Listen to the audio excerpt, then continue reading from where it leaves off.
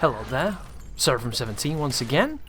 Welcome to my Call of Duty Black Ops veteran walkthrough. This is played on the PC, and it is a wonderful homage walkthrough of the game that started my YouTube channel a long time ago, and also a little bit of a hype machine as we lead towards the most recent Black Ops in the series, which is going to be coming out in about 2 weeks. And I have a confession to make. I was messing around with the FOV and the config for this game to try and make it a bit more bearable because it's pretty brutal, and on this early mission it actually ended up hurting me. So you might notice that you can't see a decent chunk of the screen here because it's a little bit too zoomed in. This is like 60 FOV reduced to 40, so it's going to look a little claustrophobic. We're going for that Cloverfield approach, and I do apologise, it was an error on my part, but before I could go and re-record it, I'd already installed the game. So it just, I couldn't go back and do it. So I do apologise about that.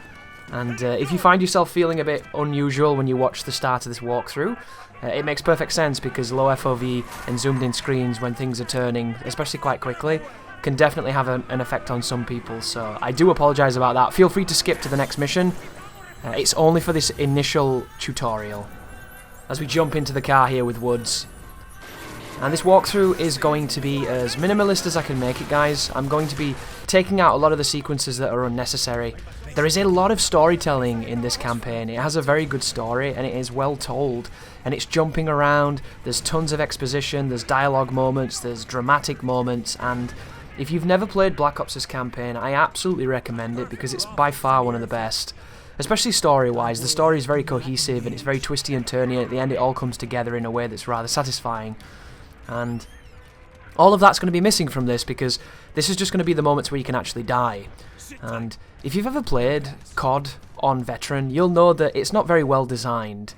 It is a game where the enemies react incredibly quickly, they kill you very fast, they view kick you into oblivion so you can't even fight back, and at a lot of the times they infinitely spawn unless you push forward. And the only reason that these games are even remotely possible is because they're built on this system of checkpoints where you grind forward, trying to hit the next checkpoint, and then you grind again to get to the one after that. And what this leads to is a very, very difficult game to make a cohesive walkthrough for, because there's going to be a lot of crossfades, there's going to be a lot of jumping around, a lot of places where it takes me back and I have to redo things. And if you ever see a fade, guys, it's not that I'm trying to hide anything or to try and give the illusion that I never die on a game such as this or in any of my walkthroughs. It's literally that I died and then it respawned me in the thick of it, and there was no way to make the footage smooth, so I just used the fade to show you that here's a checkpoint, here's where I died, here's where you're going to have to continue on from.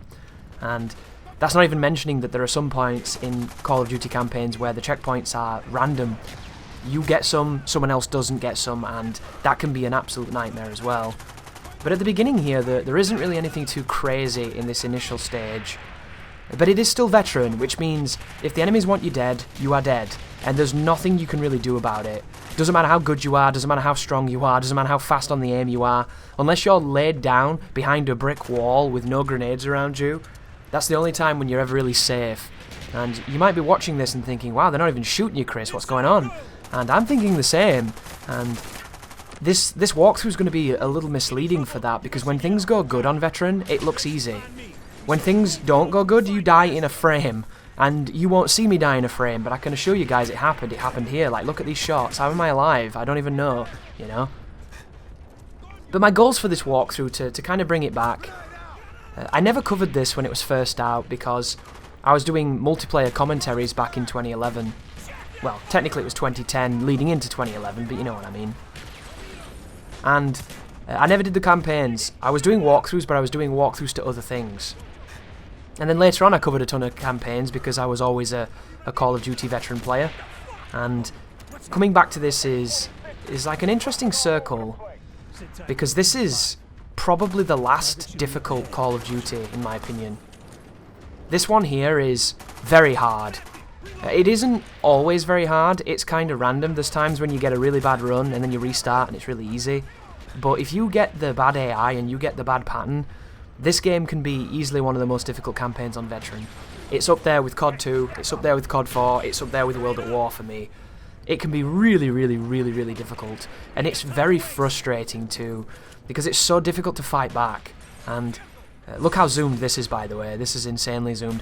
Don't do these moments with the shotgun, because the reload in slow motion is so long, you might even fail this. Like, I can't even shoot.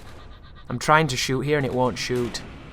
Like, you really feel the delay. Never do slow motion with a shotgun, note to self, right? I'm going to be picking up the RPK, because it's a gun I would never use, but I want to use a variety of weapons in this run and make it a bit more exciting, hence why I was using the Scorpion and the shotgun. Two weapons I would never use in a campaign, usually. Because you want to go best weapons as much as you can to have the best level of success. And one thing you'll notice about these old Call of Duties is it's really difficult to kind of get the guns you want, and it's really difficult to get the guns you want with the attachments that you want. And that's something that Treyarch went on to make really, really good in later games, where you could choose your layout, you could choose your gear that you went into a mission with, choose your attachments, upgrade your guns. And I think that that was a wonderful iteration that the other games didn't use, which I think is kind of sad. But the thing that really gets me most in this coming back is the movement and the hit marker, or lack of hit markers in campaign. I can't even begin to tell you how much that visual and audio feedback of hitting an enemy has become ingrained in my muscle memory, and I find it really, really jarring when it's not there. And when you compound that with the sensitivity in this game feeling a bit weird and me not being used to it, if you're wondering why my aim looks so shit, it's because it is. It's because the sensitivity, I recorded this in one day. I did not warm up to the sensitivity really. I jumped into it, I got something that was slightly comfortable, and then we just went for it, we did it live, you know? So if you're wondering why my aim just looks choppy and horrible, it's mainly because I wasn't used to the sensitivity, and without hit markers, I don't know when people are dying. So my information is limited, and it makes it much more difficult to jump between targets and to be as effective as I possibly can be. But this is just what the franchise was, you know? It's not something that I'm going to take away from the game, because at this moment they only had hit markers in campaign. You know, they didn't even have hit markers in zombies. And now you have hit markers in campaign and zombies, unless you play games where they turn them off, like on the hardest difficulty, which I think is fucking terrible. But here's our first crossfade that I've noticed. This part's hard, guys. I don't know if this is timed, I don't know if this is like a spectacle moment, but if you push forward here, you're going to die. And every time I popped up, I was getting one framed. Just absolutely head snapped back, couldn't see a thing, insta dead. So be really, really careful, don't challenge too hard. And this box on the left is a really, really good clipping spot if you crouch it. And then just make the most of your light machine gun here. Like right now, no one's shooting me, it's okay, but the moment they shoot you, you can't compete. And what I was thinking of doing is I was looking into the console commands to see if I could do any wizardry with this game. Because the cool thing about covering games again, or coming back to an old game that I played on console that I'm playing on PC, is I can do things I just couldn't do on console, and it affords a measure of luxury and experimentation that can be really, really cool. Watch this, by the way. I don't know how I lived then. That was so dangerous. Any other time you die then. This is why you don't push forward too quickly, and do never ever listen to the team. When the team are like, you've got to move! You don't. There's almost no time in this game where you have to move, and if you do move too recklessly, they'll kill you. Because the enemies pretend to shoot your team, and the moment you turn up, they turn into just death machines, so be very, very careful. As I was saying though, the cool thing coming to this is I'm able to mess with things, and the thing I wanted to do is I wanted to go into the config and turn flinch off. Because can you imagine that, guys? Can you imagine if I could go into the config and turn off the view kick you get when you get shot?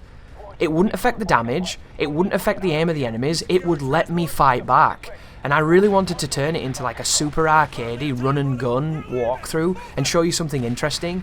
Because nobody needs a walkthrough for this game, it's hard as fuck, but you've already beat it. Most people have already beat this, no one's going back to this really, and if you are, good for you, but you're rare, you know? So I don't need to make it as pure as it can be to help the average gamer, because everyone's already beat this 10 years ago. My dad's beat this, you know? My dad had a really good time with it as well, because he's a beast. Oh, and speaking of weird sensitivity, whenever you get on a vehicle, the sense goes really, really goofy. So this part right here felt super odd to me, and I'm just trying my best to flick around with this M60 and put people down. This thing has no reload as well. You have unlimited ammo in this, which is superb. And if it does reload, I'm full of shit, but I don't remember it reloading. Right there is a limit on how much I can turn to the right, so I can't even shoot at that enemy, which I hate that design. I think that's really silly, but, you know, on rails and everything.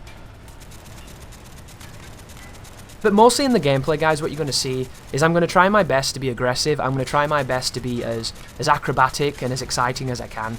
And it's not going to work too well because the movement in this game is very dated. And it's the one area of Call of Duty when you come back where you really notice the improvements. I recorded this after the Cold War beta, and the movement in Cold War beta is very fast. It's very arcadey. You come to this, even when you sprint, you feel like you're in slow motion. And the sprint has a limited amount of time where you can only sprint for so long. And it's just a very cumbersome and slow and like blocky game. And of course when it came out, it felt great. When it came out, it was superb. It's one of my all-time favourite CODs. I had a great time on it. It's one of the CODs I had the most time on the multiplayer. Played it with my friends, constantly did all the double XP weekends. Prestige to about like 5 or 6 or something, which is huge for me because I never normally do that. And here we go, Mission 2. Vorkuta, I think it's called. So you're going to see me adjust the FOV here. Did you see that? Did you notice how the knife went from being really big on the screen to seeing some of his forearm? This is the game running at over 100 FOV right now. And it's going to enable it to look a little bit better for me, personally, because I like to play on 120 on COD if I can. And it should hopefully make it a bit more of a pleasurable experience for you guys. I do apologise about the last 11 minutes looking so shit, but hopefully this will look a bit better. There is a clause though. When you die, the FOV reverts, and because you die quite a lot on Veteran, especially in some of the meat grinder moments, I oftentimes forgot to redo the FOV because I was too pissed off and wanted to win. So if you notice that the FOV is changing a decent amount, it's purely because, like right now, the FOV is back to what it was. Oh no, it's not. There it is. It's back to normal. You got to be careful with that. But there's going to be a bit of flitting back and forth, and I do apologise. Ooh, look at this though, dude. When you carry a pistol on this game, this movement right now is a lot more modern. The pistol has the fastest movement speed, and it feels a lot closer to a more modern Call of Duty, and I'm going to use the Makarov, and I normally wouldn't, even though right now you have to, because it's the only gun you get. And this sequence here, I remember this sequence when I first played, because I got this game probably at a midnight launch when it first came out. I went with my friends, we grabbed it, we came home, and we had a ritual. We would always start on Veteran and just play the shit out of the campaign, beat the campaign on Veteran, and then we'd all jump into multiplayer together. And I really remember this part being very difficult. Ironically enough, on PC, I didn't die here. I thought it was fine. But this part on console, I don't know if I was just an idiot. I don't know if I was being too aggressive. I don't know what it was, but I remember getting murked here a whole bunch. And all you have to do is stay behind Reznov as he pushes the cart and shoot the guys on the left and the right. And get introduced to the concept that Black Ops 1 has horrible hit detection. Because you will put your gun on people, shoot, and it's like you don't even shoot bullets. Very weird. And especially without the hit markers, it makes you feel very disjointed from the shots. But even with all these things said, the movement, the limited sprint, the collision, you know, some of the shitty checkpoints, the infinitely respawning enemies in sequences, it is still an absolute belter of a campaign. And if the new one is anywhere near as close to this, we're going to be in for a treat. And I have faith in Raven, dude, because Raven made Soldier of Fortune, they made Singularity, they've made some really cool shooters. So hopefully they can finally show what they're made of. But just wait a little moment here. There's going to be a narrative trigger and you're going to get a checkpoint. And then you can just feel free to rush forward. There's a checkpoint coming up here, guys, that had me stuck on it for about 15 minutes, and I was getting really pissed off. Super pissed off. Because I kept getting instantly melted by a helicopter, and I don't even know why the helicopter's even there. Like, it was really stupid. And then you shoot like a hook at the helicopter, and sometimes it murders you during an animation, and sometimes it doesn't. So, if you're using this as a walkthrough, and you're currently doing this for the first time, and you're getting bodied, and you're having a tough time, and you think that this looks easy, because it does, I know how you feel, man. This is not an easy game. It is very, very, very, very, very frustrating at times as well. I found myself getting more frustrated with this than I did when I went back and re-recorded Modern Warfare 2. And Modern Warfare 2 is one of the easier campaigns, I think. But I had more frustrations with this than I did World at War. And World at War is known as being one of the hardest, and I never felt that. I never thought World at War were that bad. There's 2 parts of that game which is really bad, and you all know the names. And, I missed. Shit. So, is this radiation, this? You see that huge quarry cutter? Is this like the framework for radiation, this part? Because one of the things I love about coming back to old campaigns is oftentimes you see the skeleton of the multiplayer levels.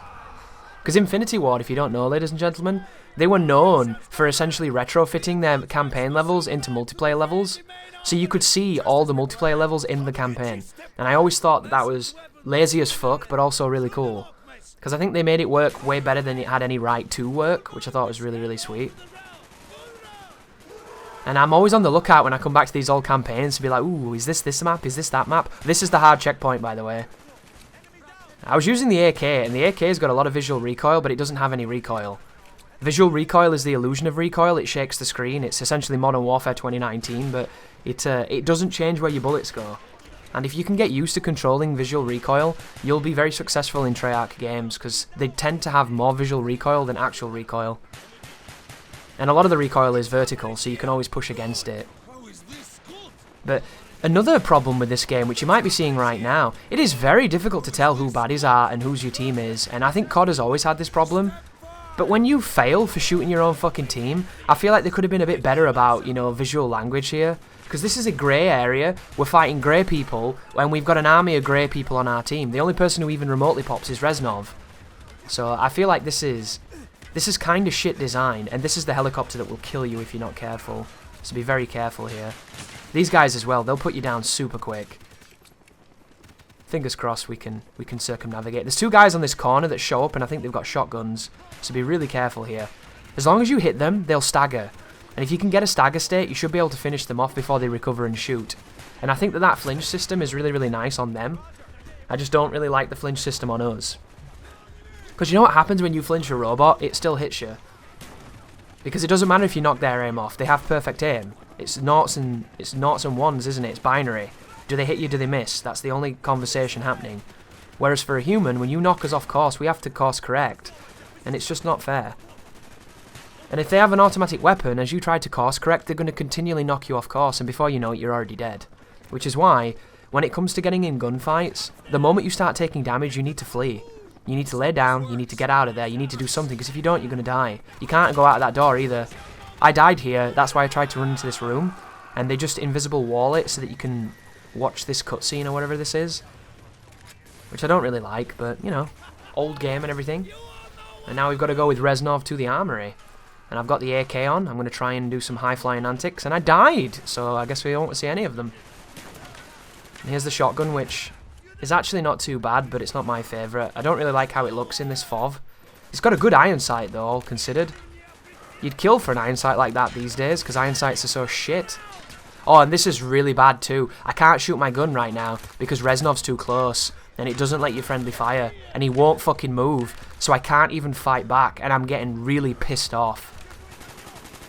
Like, look, my gun is not working, and I have to extend and put myself in danger because he's in the way. Like, this right now, this should never happen in video games. It should never fucking happen, dude. Like, I can't even hip fire. Look how mad I'm getting. If I push forward here, I'm dead. And then he finally moves.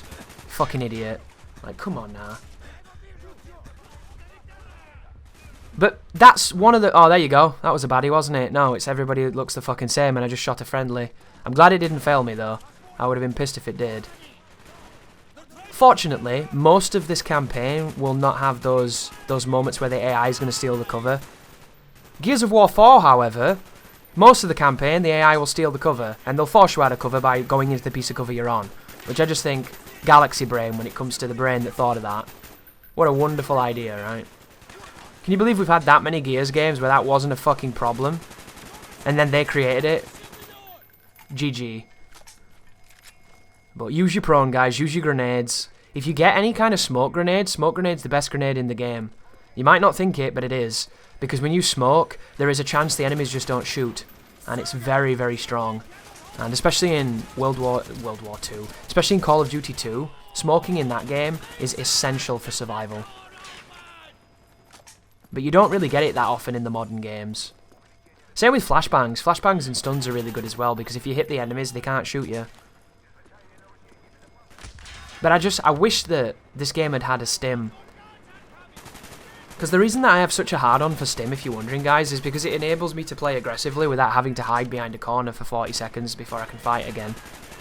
And Stim, all Stim does is allow you to press a button to skip the waiting. All you're doing is skipping the advertisement at the start of the YouTube video. That's all it is. And it's really clever.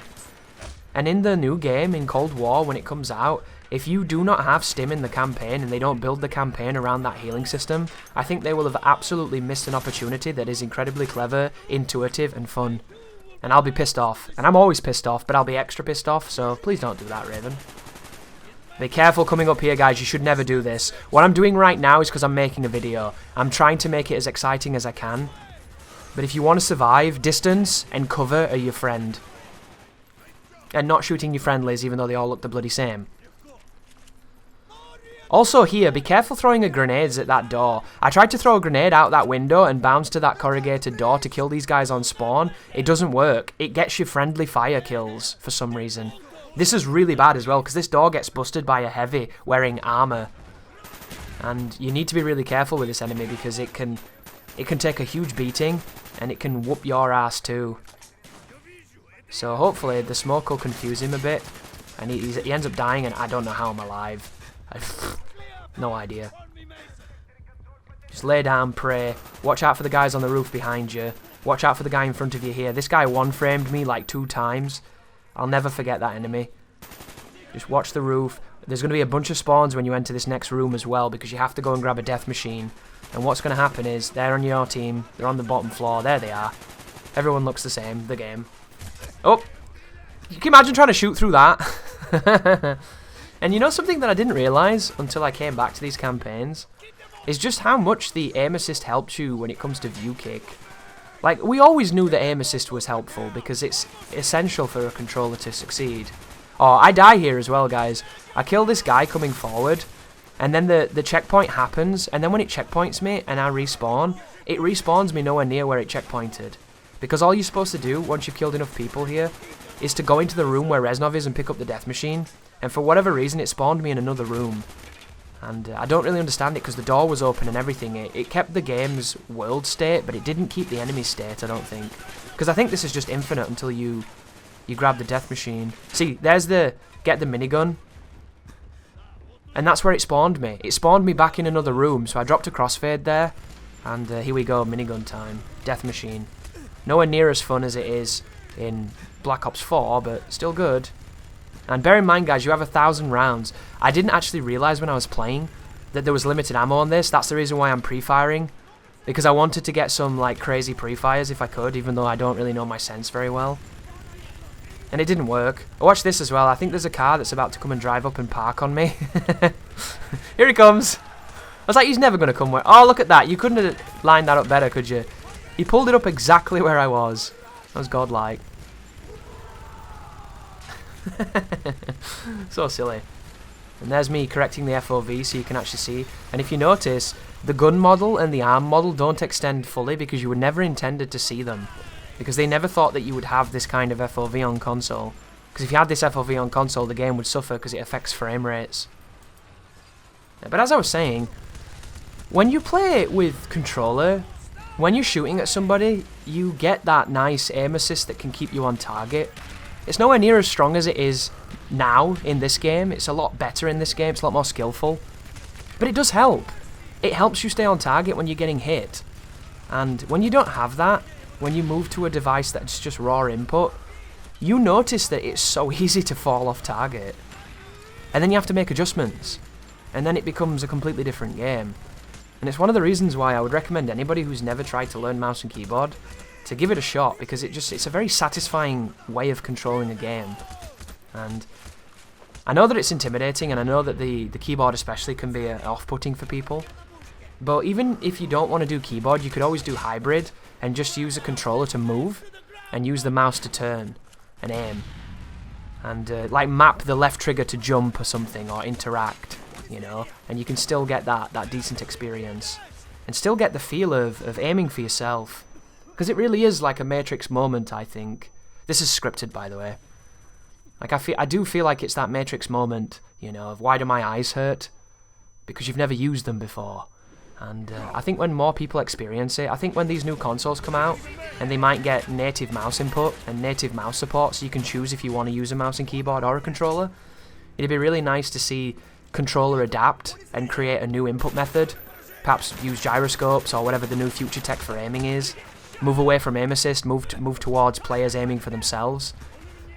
Because I wouldn't want everybody to be forced to use mouse and keyboard, because there's some people that will never enjoy it and it's not fair. But it would be really good if controllers could evolve, because they've been the same for decades now, and the only thing that happens is iteration. And I don't like the fact that everybody has an aimbot. I don't like it. I don't want tool-assisted aiming. I want people to aim for themselves.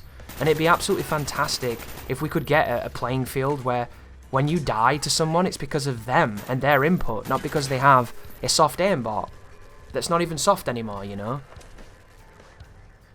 Ha, fuck that one up. Oh, wow! Is he alive? Damn, I was confident then, wasn't I, that that guy was gonna die. That's crazy. This level looks beautiful, though. You'll notice over there there's the shuttle about to launch, and there's a multiplayer map by the name of Launch that has that shuttle in it, that very shuttle. So I pick up another AK, one with extended mag. That's Woods, looks like everybody else. And then here's the scripted crossbow sequence, which is pretty slick. Interesting moment this as well. It's nice to be in control. I just played a game called Death Stranding, which is one of the worst experiences I've ever had in modern gaming. So watching this, it's just nice to be reminded of when you actually do something in a video game, because that game was fucking dire. It's interesting as well, isn't it? Because these guns, they're hit scan.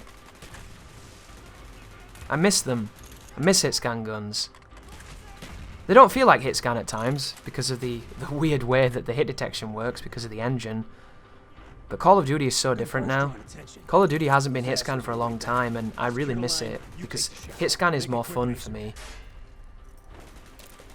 Like, you know, if they really wanted to dumb the series down and make it easier for new players, you should get rid of projectile. All projectile does is add an extra layer of skill. The problem is, when you're used to hit scan, projectile feels like shit. Projectile feels like you're missing shots you should be hitting, and I've never understood it. Like, to me, projectile is unreal, you know? To me, projectile is Battlefield. It's these games that are trying to be higher skill ceilings, you know? Battlefield goes for realism, realistic stuff, and Unreal Tournament was trying to be different to Quake, wasn't it, I think? Because Quake had a mixture, didn't it? A mixture of hit scan and projectile. The nail gun, the shotgun, I think they were all hit scan, and then the rockets and stuff, they were all projectile, and it was a really, really good balance. There's nothing wrong with a mixture of hit scan and projectile, but when it's all projectile, it turns into Battlefront. And if you've ever had a gunfight in Battlefront, you feel like at times that you should be hitting way more shots than you do because the travel time. By the way, guys, this checkpoint here is very hard. I have no idea why these guys are so alert and so quick to shoot you. Did you see him headshot me when I jumped above that box? Mid-jump and he headshots me. Like, unbelievable. This is why you don't want to fight against machines, guys. You know what's quite ironic? This is what fighting against aim assist feels like. It's like you're fighting against something that doesn't miss. It's terrifying. And I don't like it at all. I've really soured on it. There's a checkpoint, thankfully. Because the best mouse and keyboard players in the world lose to average controller players. And that should never happen, dude. Because I know some gods on controllers. And they're gods on controllers because they put in the time when games used to be more difficult. And then now, every fucking game aims for you. It's really sad. And then people say things like, oh, but you need it. You don't always need it. Look at those video games where you put the hardest difficulty on and it turns aim assist off. I've done more walkthroughs to games without aim assist on than I can count. You adjust. If you're good on controller, it's a skill that will translate without the stickiness. It's just everybody's so used to getting free kills now that they don't want to remove it because they're probably afraid that it's going to affect how they play. It's like those people who smoke, isn't it? Who want to quit but they can't because it's going to have a knock-on effect on a million things and areas of their life that they just don't have the energy for. Like those people that don't want to quit smoking because they'll put weight on and they use it as an appetite suppressant. So they just use this wonderful safety blanket of, oh, I can't do it because of X, when in reality you fucking can. But push on towards the missile here. It is timed, but it's a very, very, very modest amount of time to do this in. And you'll notice you also start this mission with a bunch of smokes, and the smokes are absolutely superb. Really, really, really, really cool. But C4 the wall, cruise in here. A couple of scientists on the ground there. Whenever I see scientists like this, it always reminds me of GoldenEye. Just cruising into those places with a bunch of dudes in white coats as they all run away. Like, did you ever have that friend who played as the scientist in the multiplayer? Like, people that picked scientists were... They just want to watch the world burn, don't they? And then we get to use the Valkyrie rocket launcher, right? This is cool. I like this moment.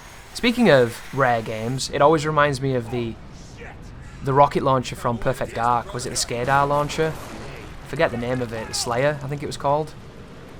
Jesus Christ, those are deep buried memories, aren't they? I've not played Perfect Dark for about 20 years and I still remember that. But here we go, pushing forward into, by far, the hardest part of the level. So the tunnel's coming up here. This is really ungenerous checkpoints and really dangerous opponents. So get ready, boys. It's going to kick off down here. I put on the PM63. It's a horrible gun, but I love it because it's one of those guns you just don't see people using. And you'll notice that I've immediately swapped to the pistol because the pistol gives me better movement speed. I hope I show you some PM63 because it's a cool gun, even if it is pretty bad. Shoots really fast, it's got a decent amount of recoil, and its magazine is quite small. Put extended mags on it though, extended mags and a grip and it'd be sick. But in this game you could only use one attachment, which might shock you, unless you used bling. And nobody used bling because everything else was too precious. Which is absolutely a lie, somebody used bling, you know. There's always that one dude running around with a suppressor and a scope on something. Like, look at this, I'm peeking, this is like Rainbow Six right now, I'm peeking the shit out of this guy, and he's still beating me on this gunfight because he can just hit me. That's a grenade, you have to respect it. You cannot stand near grenades in these old CODs, they're too strong. If that was Uncharted, you were fine then. Like, they just land next to you and you don't even do anything. Outside of that one Uncharted where you can throw them back, which was amazing, because you just sit there waiting for grenades and just toss them all back, easy life. But notice how there's no checkpoints. If you die, you go all the way back to that staircase. This is really rough. But there you go, we got one finally. As soon as you get a checkpoint, you're okay. Until you get a checkpoint, you've got to be careful. This room here, really dangerous. You can just get instantly wiped if you run into that doorway without peeking this. If you get lucky though, because that's what it's all about, let's be fair guys. I'm fighting robots that don't miss. When you fight robots that don't miss, when you win, it's because they let you win. It's not because you did well. I wish it was, but it's just not, you know? It's random. Does he react and instantly melt you like that? Does he react and nearly instantly melt you and let you survive? Does he rush you? You know, the biggest fear in these campaigns is being rushed. Because when the AI rushes, they hip fire perfectly and you can't even shoot back. Because you're view kicked to oblivion. Which is why distance is so effective, because even though they're accurate, the damage drops off over distance, so they can't do the same kind of distance, and the more damage you take, the harder the flinch is. So at a distance, you'll notice the flinch is nowhere near as strong. It's because of the damage drop-off. I don't even know if they use that anymore in modern Call of Duty, because it's a very old thing, that. But then again, the new Call of Duties is you shoot a guy 15 times, he never shoots you, and then at the end of your 15 bullets, you die instantly. Then you watch the kill cam, he shoots you 15 times, and you never fire! Like, that's modern gaming now, isn't it? It's a fucking dice roll on the server. But here we go. But you see how bad it is when it comes to seeing who's enemy and who's friend? They really needed an option to be just like, come on guys, I get that this is a modern realistic shooter and you're going for hyper-realism and everything, but if it was up to me, dude, I'd just make them all red and make us all blue. You know, I'm not a big Halo fan, but at least you never confuse the fucking enemy. And you'd think, wouldn't you? You know, because you can shoot your own team and fail. You'd think they'd be a bit more generous with that. Because there's times when I've been doing really well, and I've flicked on one of my own teammates and killed them, and it's just been like, we do not like friendly fire. Then here's an idea, Treyarch. Make it so that some cunt doesn't wear a grey jacket. Can we do that, please? If you're going to fail me for shooting my own team, can I at least have one person who's not wearing a grey jacket? Because this grey jacket Olympics is doing my head in, and I'm dying, man. I'm dying. Additionally, guys, there are moments in this game where if you don't push up, the enemies will continue to spawn. This is the last Call of Duty that has infinite spawns, and I think some of the spawns are hybrid. I think this is where it started to drop off, because if you don't know, the old ones on Veteran, the spawns were just endless. If you stayed back shooting, you'd be there forever. You would never proceed. And it taught you to be aggressive and use smoke and push forward, because you've got to. And then they got rid of it. Like, Modern Warfare 2 had it a little bit. This had it a little bit. And I think the game after this was the game where it stopped. And then after that, you could actually wait. You could outwait the environment. He throws this back, by the way. Watch this. What a beast. That guy's the best. I cooked a grenade. He picks it up, gets an eternity, throws it back. I don't know how that worked, but that was a good sequence for him. He outplayed me there. GG, robot. GG. I thought that was someone's head, but it's not. It's Woods. There's also a thing on the corner here. It's like something that looks like a head as well, but it's part of the machine. So much reloading right now. You reload a lot in this game. I do especially. And the reloads are really slow. So do you see it there? Doesn't it look like a head? I think it's a dead body that's not moving. Or disappearing. So it looks like there's a dude like in cover just there, and I keep flicking to it, but it's dead. Super annoying. This corner's really dangerous as well because they keep flooding in, and they can come through this locker room and they can come through the right hand side, and it's really tough to tell who's on your team and who's not. And as you just saw, I died, but luckily they gave me a checkpoint. And I'm going to try and grab 2 AKs if I can, because I want one with extended mags, preferably. And if I can get one with a dual mag, that'll be okay as well. I'd like to get an AK with a red dot on it, just to kind of show off the red dot in this game. But they keep giving me ACOGs. And I only use ACOGs in Rainbow Six Vegas. I've never been a fan of ACOGs.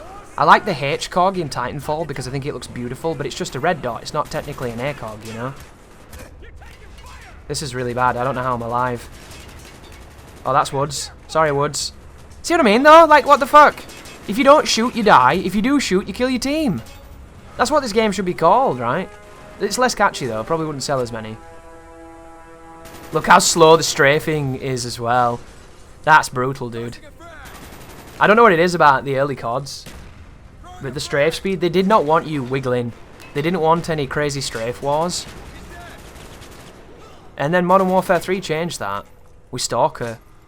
And then Stalker and Stock. 2 attachments that I slept on until I played on PC. So good. And then that's the end of the level, guys. That's really hard, though. It looked mad easy, but it's not. And now we're on another difficult level, which is the Vietnam level. And this guy's just running into that table, which was odd. So I thought I'd look at him for a little while and then get on with it. So this is pretty rough because the enemies are beige and they're on like a beige background. So it can be really, really weird, especially with this haze, to see where people are coming from. And there's lots of them, and they infinitely respawn, so be really careful in some of these moments. The only part of this that I would say is difficult, there's 2 difficult segments. The first one is knocking the barrels down the hill, the second one is getting up the hill after the barrels. Everything else is fine, and I can report from the recording of this that pushing the barrels down I had no issues on. But I remember that from the night I played this game when it first came out, and I remember that being really difficult because I didn't know what I was supposed to do. I didn't know what I was supposed to do, I was getting instantly murdered, it was very challenging, and I was there for about 40 minutes. But I did this in about 10 minutes, so I either got very lucky, or I'm just a better player. Which is an interesting conversation, isn't it? What do you think, guys? Do you think you get better as you age when it comes to video games? Do you think you're getting slower? Are you getting worse? Are you losing patience? Are you gaining patience? It seems to be very reflective of the person's personality, doesn't it? Like, I feel like I'm the best I've ever been at video games, but science tells me that my reflexes are probably they're starting to decay. And I'm probably not as fast as I was when I was 17, but I still think because I play games a lot so consistently, and I try quite hard when I do so, I feel like I've probably got a level of reflex that is kind of owned to a speed that's probably faster than the average. Oh, that's the teammate, sorry. Because it's interesting, isn't it, you know? I look at Daigo a lot. Fighting games are a very complicated game, right? And they do require a lot of different skills. And the first thing that they tell you that you lose as you age is your ability to react, your reaction's slow. It's just part of growing older. And reactions in fighting game are very important, but the slower the fighting game, the less important they are. And depending on what type of game it is, depends on if reflex is king, or if methodology and experience and setups and knowing what to do is better. And when you look at Street Fighter V, it is a pretty slow game. It's a pretty slow game, but it still does have those moments of reaction. And Daigo's nearly 40 years old. And in video games, I hear 20-year-old kids saying that they're beyond their peak. Saying that genetically they're past their prime. Which to me is fucking hilarious. Because all I can think of is Metal Gear Solid. To me, they're Liquid thinking they got the bad genes. And I'm sorry, but don't listen to some census that tells you that as you age you will get worse at things. Because of course there's going to be evidence of that, but it doesn't mean that you can't fight it. It doesn't mean that you don't go down swinging. You don't just go, oh well, I guess I suck, I guess I'm old now, I guess I'll never be good. You say, fuck you. I'll prove to you that I can do this, and you try harder, you know? And that's what I love about Daigo. Like, Daigo is at that age now where he should be washed up, and he should be getting bopped, and admittedly, he's not winning every tournament like he might have done in his prime, but he has so much experience now, and so much knowledge, that he can take the slower approach. He can take the experienced approach, the learned approach, and he can turn this game of checkers into chess. And when you play checkers with Daigo, he might not be as good as a 19-year-old. But when you play chess with Daigo, that 19-year-old is going to suffer. And it's this wonderful combination of... At the end of the day, this is a motor function, it's a mechanical skill. It's something that can be learned and embedded, and it becomes a muscle. And like any muscle, if you use it, it will respond. It'll grow. It'll become ripped. But if you neglect it, it will atrophy, and it will be cannibalized by your body. So, if you just say to yourself, oh, I'm done, I can't compete anymore, you'll never win. And when you're 20 and you're saying that, like, what are you doing? I don't get it. Like, to me, when you tell me that I can't do something, I want to prove you wrong. When somebody says something's impossible, I want to try it and see if I can do it, because I don't think it is impossible. I think you're weak. I think you need more character. I think you need to grit your teeth and suffer and bleed, you know, because that's my personality. And I love that. I love to see people who try to challenge the gods, essentially, you know, and I just can't imagine being 20 years old and saying I'm beyond my peak. To me, it's defeatism. Because I'm not 20 years old, guys. I'm a lot older than that. And I don't even think I've peaked yet. And it could be willful delusion. But I'm working on it, you know. I'm always grinding. I'm always trying. I'm always looking to improve, looking to learn, looking to better myself. And I know that tomorrow I'll be better than I was today. And to me, there's no greater strife in life than seeking for self-improvement. So, it just seems so weird, doesn't it, to hear people say things like that. Because I don't feel slower. I might be a little slower, but I don't feel slower, you know. And I feel like I'm thinking about things that I wasn't thinking about when I was faster. And I think that's what you trade, isn't it? And that's the trade. You might lose a little speed, but you gain so much in discipline, and in intelligence, and in planning, and in preparation, and in experience. You know, because the longer you spend in those situations, the more it becomes more natural, the less you panic, the less you need to react, and the more it's instinct.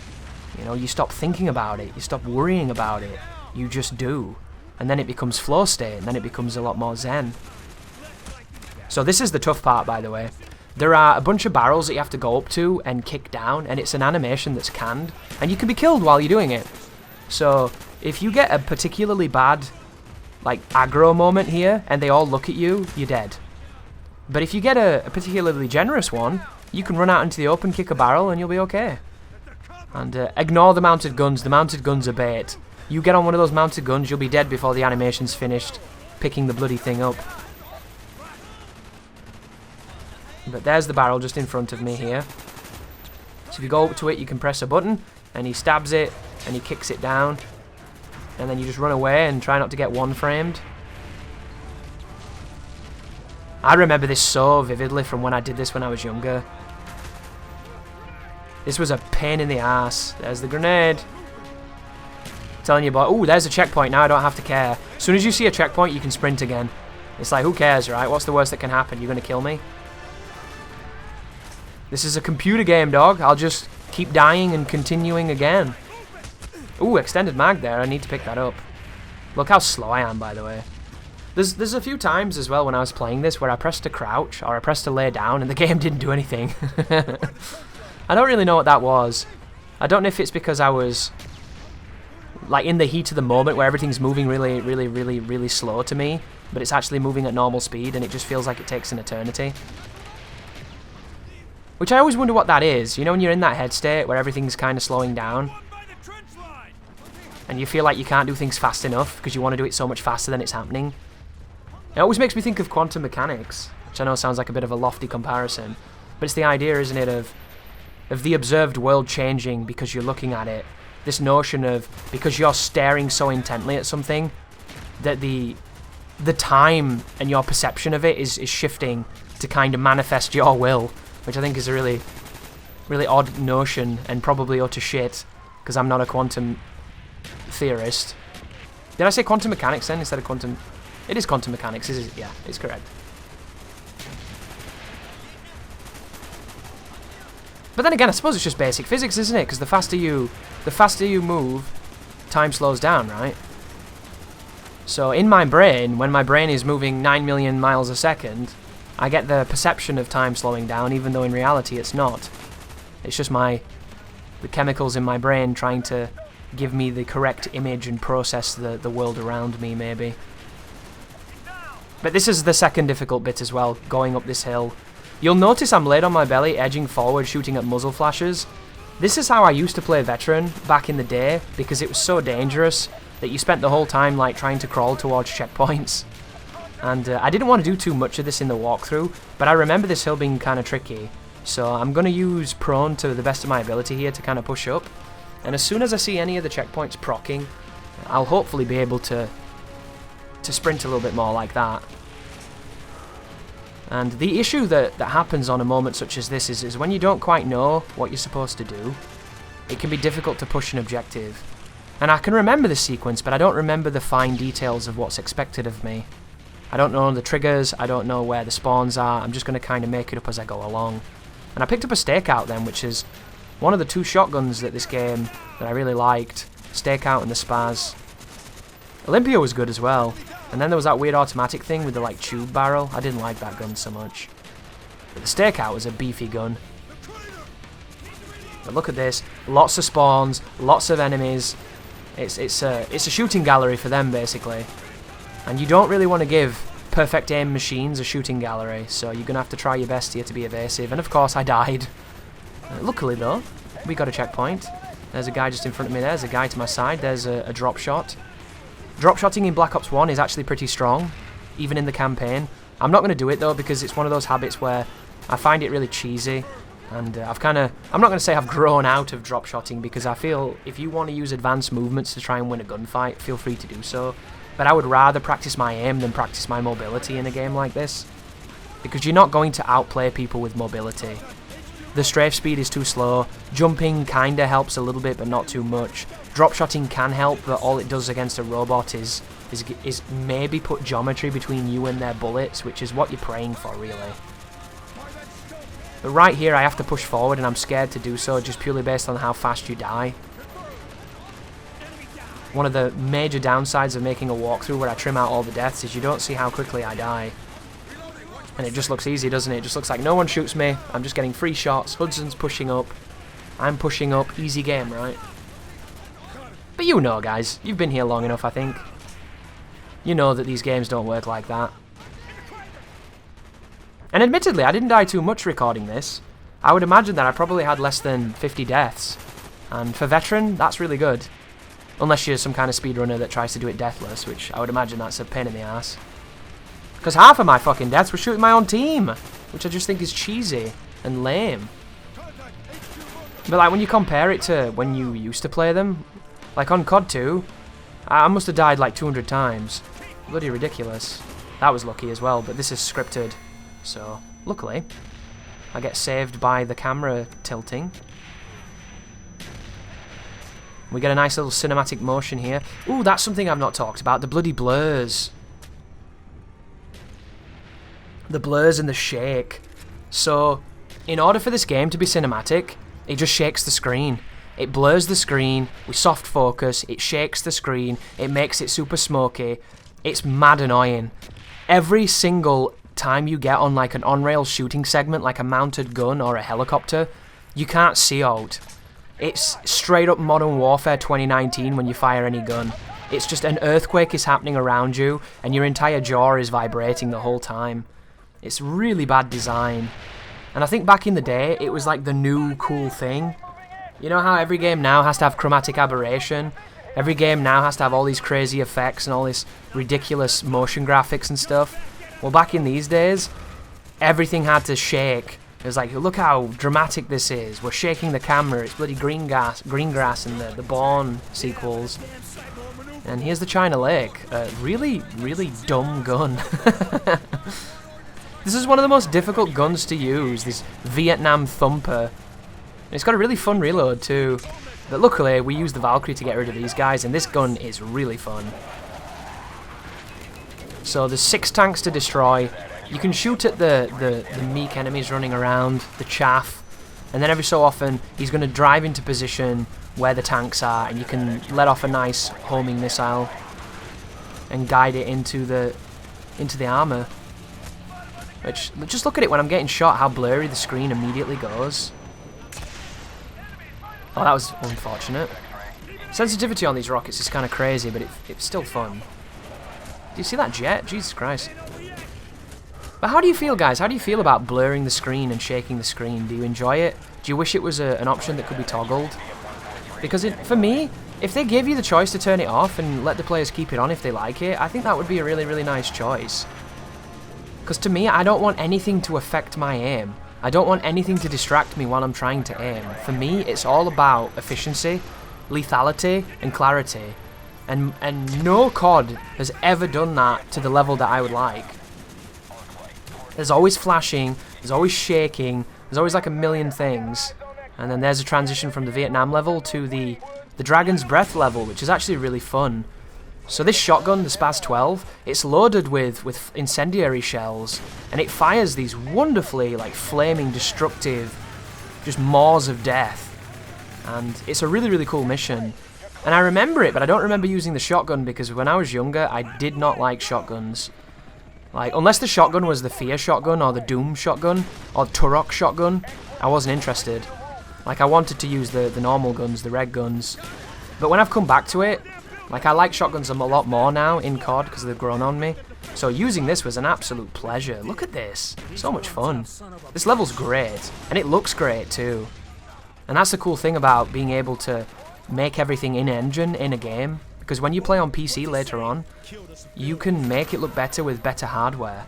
So the reason that this game looks so nice, if you're wondering, is because it's using my modern GPU to make it look nicer. And obviously it still looks a bit dated, it doesn't look as good as some of the new games with all the crazy effects, but the quality of the textures, the quality of the models, the clarity, all of that is just using better hardware to get higher fidelity, and it's really working. Be very careful here, you can kill civs. I failed here killing a civilian, that's where that choppy edit came from, and so is this one. Because I turned around and there was a person running away and I shot and it was a civilian. So be very careful with that. Pretty exciting though, isn't it, getting to run around with a shotgun just hip-firing people? I love this. This is what Black Ops 2 lets you do, on every level. Which is interesting, because my walkthrough for Black Ops 2 was me wallbanging everybody with an MMS scanner. And you absolutely don't need to do that, but it was very safe, and that's the reason that I made it like that, because safety first is something that's really good for a walkthrough. But because this is more of a fun project, this is going to be a little reckless. Because this is a 3-hour video, guys. 3 hours is a long time to expect somebody to watch, so if I can make the gameplay interesting, and I can give you something to listen to while it's happening, hopefully it's win-win, right? And then it'll blow up on YouTube, I'll get 900 bazillion views, and I'll become a millionaire, and then I'll make the greatest videos ever where I drop the N-word and nobody cares. It's going to be sick. I'm trying to wallbang with the Colt Commando, and I don't know if it's working. I like this gun a lot, but I would definitely prefer a red dot. Because as much as I do appreciate the iron sight, because I do think that this is quite an elegant iron sight, all considered, it would have been nice to mess around with some optics, because I've not used any optics in this game yet. Aim is looking terrible right now. Look at his aim, though. Jesus. That guy was in the Cold War beta. I think he killed me every time. Whew. Bounce it off the roof. I swear to God, boys, playing GoldenEye and Perfect Dark taught me to be such a dickhead with grenades. Like, I have this inbuilt affinity for being an arsehole with grenades. It must be Worms as well. I played way too much Worms, and bouncing grenades in Worms was something you did all the time.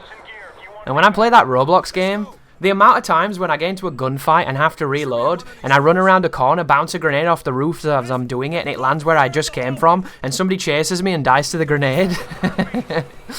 Oh, I'm an absolute dickhead. It's wonderful. Although the grenades in that game are fucking terrible because they don't throw where they're supposed to throw. They're just like a dice roll. And everybody starts with 2. And there's no flak jacket. They need to introduce some way to stop the grenades from being such a stupid piece of shit. Because what's the point in having a game with so much skill when it comes to aiming that all the bad players run around cooking grenades and using melee weapons because they can't win a gunfight? Like, I don't get that. Why not give them an easier time, you know? Take into account their KD or their accuracy or something, and make it so that they can have a better time. Because I wouldn't have a problem with that, dude. You know, letting somebody who gets like 1 kill a game, letting that player have a bit of an advantage to make him an average player. There would be nothing wrong with that. Like, starting with stopping power, you know, for his first magazine, give him something. But don't give him a bunch of grenades. Because the grenades are ridiculous. And there's no grenade indicator. So you just... There's a red thing on the floor, you look at it, you're dead. Like, unbelievable. But I suppose to play as devil's advocate on both sides of this, that's the kind of thinking that introduced support streaks, isn't it? That's the kind of thinking that introduced painkiller. That's the kind of thinking I don't like, but I prefer it over everybody having 2 nukes in their pocket at all times on every life. Like, I would happily take a bad player getting an accuracy boost on his bullets or more bullet magnetism if he didn't start with the bombs. But that goes against what that game is, I suppose. I'm really looking forward to the next developer stream. I want to talk to that kid, man. Because he's like an 18-year-old guy. I think he's at uni or at college in America. And I'm very curious to ask him some questions like, why do grenades not throw where I throw them? Like, is this a punishment because I'm not swapping to grenades to throw them? Or are you just... Do you like the randomness of that? Do you like the idea that grenades are a wild card? Like, I don't get that. That don't make any sense. You know? There's so many things I'm very curious about. Like, are there any servers outside of America? Because every single time I play, I'm on 200 ping. Like, there's so many things I'd like to know. Why can I click out of the fucking game window? And why does my mouse stop responding? Like, can you fix that, please? Because your game is awesome, but there's some weird things. Why is every map designed for Titans, and there's no Titans? Can you not just cut them in half? Less is more, dude. Less is more. Like, they need trimming, they need editing. You need somebody to come in and say, this doesn't flow, this is not working, nobody uses 9 million kilometers of this map, get rid of it. But anyhow, this is Call of Duty, this is not bad business. If this was bad business, it would be a vastly different campaign, I would imagine. Just waiting on this corner with a spaz. Can't push through though, because I don't even know if I can get around that. I think I've got to jump over it. Woods is pretending to go into cover, but he's not quite there. He's learning how to use cover. But that game is really weird, and it's in my mind at the moment, guys, so I do apologise if you don't care about Roblox, because I know I didn't before like a week ago. But it's a really skillful game, and then they've got weapons that one-hit kill. Weapons that one-hit kill to like upper torso and head, it feels like. And because the heads in that game are so big, there's no skill in getting headshots. So people can just like flick towards you, shoot a rifle, and it insta-kills you. Same with the magnums. And it's just weird. It's really weird having a game where you can put 10 plus bullets in somebody, be very accurate, and they live. And then somebody gets to hit you once and you die. Same with the sniper rifles. The sniper rifles have got huge zooms on them, and because your head's so big, they shoot at you, headshot, headshot, headshot, Turns everybody into like Modern Warfare 2 sniping. And it's so weird to me that, considering how high skill it is to use the other guns at times. And when I say high skill, it's not the hardest thing in the world, but it's a lot harder than getting a kill in Call of Duty. It's a lot harder than getting a kill in Battlefield, you know? Like, it's... you have to aim. And there's a good reason why there's a lot of people that end the game with like 5 kills, because the movement's so fast, because the game's so fast, it's tricky to stay on target. So for them to have melee weapons? Melee weapons that kill you in 2 slashes and they slash really fast? Like, what the fuck? 2 to 3 hits and you're dead? And then everyone just runs around mashing melee weapons because they can't aim. And I just... who is that for? It's weird, right? I think that's really strange. And I'm never going to use the melee weapons. You'll never see that. Because to me, that's just... you've given up. You've given up on being able to shoot if you're using that. And they're very strong too. Like, the katana is crazy. But I suppose it's just different strokes for different folks, but I just don't think they should be so strong. I really don't. Like, I think if I were to balance the melee weapons, I would make it so that you get a movement speed, but you get a defense weaken. Like, if you want to put a melee weapon on, melee weapon should be really lethal, but you should die quick. Like, it should half your fucking health. If you want to run around with that, you're going to be a glass cannon. That's how I feel. Like, I'd make it strong against other weapons, melee weapons, and weak against guns. Because it's just fucking stupid that one guy can run around with really fast movement slashing everybody because nobody can aim. And that's what they do, guys. I've got tons of footage of one guy who knows how to slide and jump and use the movement, and they're just running in circles, jumping and hopping and slashing, and everyone's dying and no one can shoot them. And then I come along and kill them because I'm the only person on my team who can aim. And even I'm having a hard time because it's really hard to do. And you see it with that Magnum as well. Very high level prestigious using the movement really well, and then they instantly kill you with the Magnum. Like, I don't get it. Pretty weird. I don't get a lot of things though, you know? That's why I talk about them, because maybe you've got the answers. It's quite interesting sometimes to see what people think. So we just blew the roof, and now we get to do the standoff at the landing zone. This is an interesting sequence because I did not remember this at all, and the reason I didn't remember it is because it's not hard, and that's what COD does to your memory. You always remember the segments that are really devilishly tricky, and then everything else kind of fades. And all I do on this is I clip on the tank at the back, and I use the Colt Commando to shoot everybody as best as I can.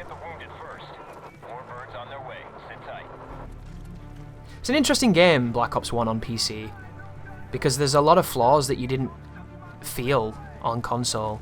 Oh, the music right now is from the menus in the multiplayer. Pretty sick. It's also got that zombie delilt just then, did you hear it? I do like the motifs in the music in this game. It's got really, really good music. On console, this is easily one of my favourite Call of Duties. It symbolises a time in my life where I played games with my friends and didn't have a care in the world and had a great time doing it. But on PC, it's not the same game. There are so many differences, like the guns just don't work right, the hit detection doesn't work right. Like, this is a game that was designed around a controller and around the consoles, so when you do experience it on PC, something is wrong. And it feels almost like some of the things that are wrong with Cold War, and I hope they can resolve it, because Black Ops 4 felt okay. Black Ops 4 on PC felt great. Like, that to me is kind of the gold standard. And you can look online and you can see some people that have problems with the port and see their issues with it, because it doesn't run well for them and they get stutters. And unfortunately, performance and stutters, they can be personal. You know, it can be your machine, it can be something wrong there on your end. Sometimes it can be the game or Windows 10 or some kind of weird update or a driver here or there. But like, for me, I get a little bit of stuttering, but other than that, it runs beautifully. And the mouse just feels so good. And I say this a lot, and I apologise if you're sick of me saying it, because if you watch my live streams, I talk about mouse input all the time. And if you don't know what that means, it just means how good the mouse feels. Because unfortunately, there's not a universal setting where every mouse feels the same and it always feels good. In some games, it can feel really sluggish. In other games, it can actively fight you. There can be all kinds of things on the mouse that just... they lead to a disconnect and a distance between yourself and your arm and your mouse. And you know how when you play a game a lot, you get a really, really cool connection, a really, really cool feeling and sense of where your aim is and how much to move your aim, and you don't think about, oh, I need to move the analog this much, I need to, arc it this much and do it this much, because you're already doing it, because it's very natural. It just becomes a part of how you play. And when you get to that point of that comfortability of the systems and the mechanical functions all coming together and working in a harmony, it's amazing. But you can't do that when the mouse input's bad, because you have to learn a completely different feel. And this is hard as well, this part here, guys. This is the Kowloon section of the campaign. You're going to do some running and some gunning on some rooftops. This is by far the hardest part in the game for me when I first beat this game. I was stuck at the end of this level for a long time on my initial campaign because I got the worst luck. I don't even know what was going on, but I remember being there for a long time and thinking it was impossible, and I remember my friends doing it easily and saying they didn't have any problems, and I was getting really mad. And then on the PC version, I did it second attempt. Oh, interesting! The Roblox Mac 10 has got the Kipperus iron sight. I've only just realised. Huh. I think the Kipperus is slightly taller and a little bit better, but thematically it's the same. Which is a weird choice, because the Mac 10's iron sight is something else. Oh, see that? That was the game using dynamic shadows or baked-in shadows to show an enemy through the window there. That was really cool. This part here is very hard. I don't think I landed a single bullet just then. Look at that. It looked pretty good on my screen, but it just didn't hit them. This is one of the CZs and it's automatic, but unfortunately I died just then. I died on the fall here. I didn't jump correctly and I ended up missing the roof. You can shoot these people, but I reloaded instead. And it cancelled my reloads. That was a terrible idea. But yeah, guys, this is a really, really difficult sequence. If you get lucky here, you'll do it first attempt. If you get my luck, you'll get fucked a bunch. And it wants you to dual wield, and I saw a Spectre which I wanted to pick up because I used to love this gun. This is a gun that was called I think it was called a Phantom on GoldenEye, that gun. This is the gun that was on the frigate level, and I will always remember this because I loved it. But this part here is really difficult too. Like, these guys, sometimes they're all idiots and they don't have hands, and then other times they're wizards with insta-death bullets. But just try and be as aggressive as you can, and put as many bullets down the range as you can to try and stun them and pre-fire them and what have you. You can take it slowly, but the checkpoint's kind of bad and kind of long, and I have no interest in taking things slow anymore. You know, I played this slow enough the first time. I want to be aggressive and I want to make it interesting. So here we go, let's push forward.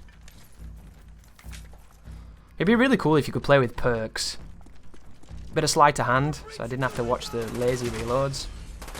And this is the hardest checkpoint in probably the game here, on my recording run for me. This was the most miserable and mean checkpoint that I had. Luckily, I was only here for about 20 minutes, but this is long, and you just get beamed. The things to watch out for here, as you hear this classic tune rocking in the background, there are people in windows that are on different roofs. There is like a strike team that's pushing the roof that's to your left. And there's lots of people past doorways and on like adjacent blocks, like shooting at you. So you want to be really careful when you move here. Because unless you know the lay of the land and you know where they come from, you're going to end up walking into trouble. And they kill you so quickly because you get like 3 different dudes with an angle on you. And it's like crossing the road in Grasny Raid. You know, it just doesn't happen. But I'm going to slowly push on this side here, because I tried to do this as fast as I could, because I remember rushing this on my first playthrough, and I simply couldn't do it. In about 3 attempts. I died 3 times, I thought, fuck that noise, I'll go slow, and then I got it, so... Like... Going fast on a sequence like this can absolutely work, but it's up to the AI, less so yourself.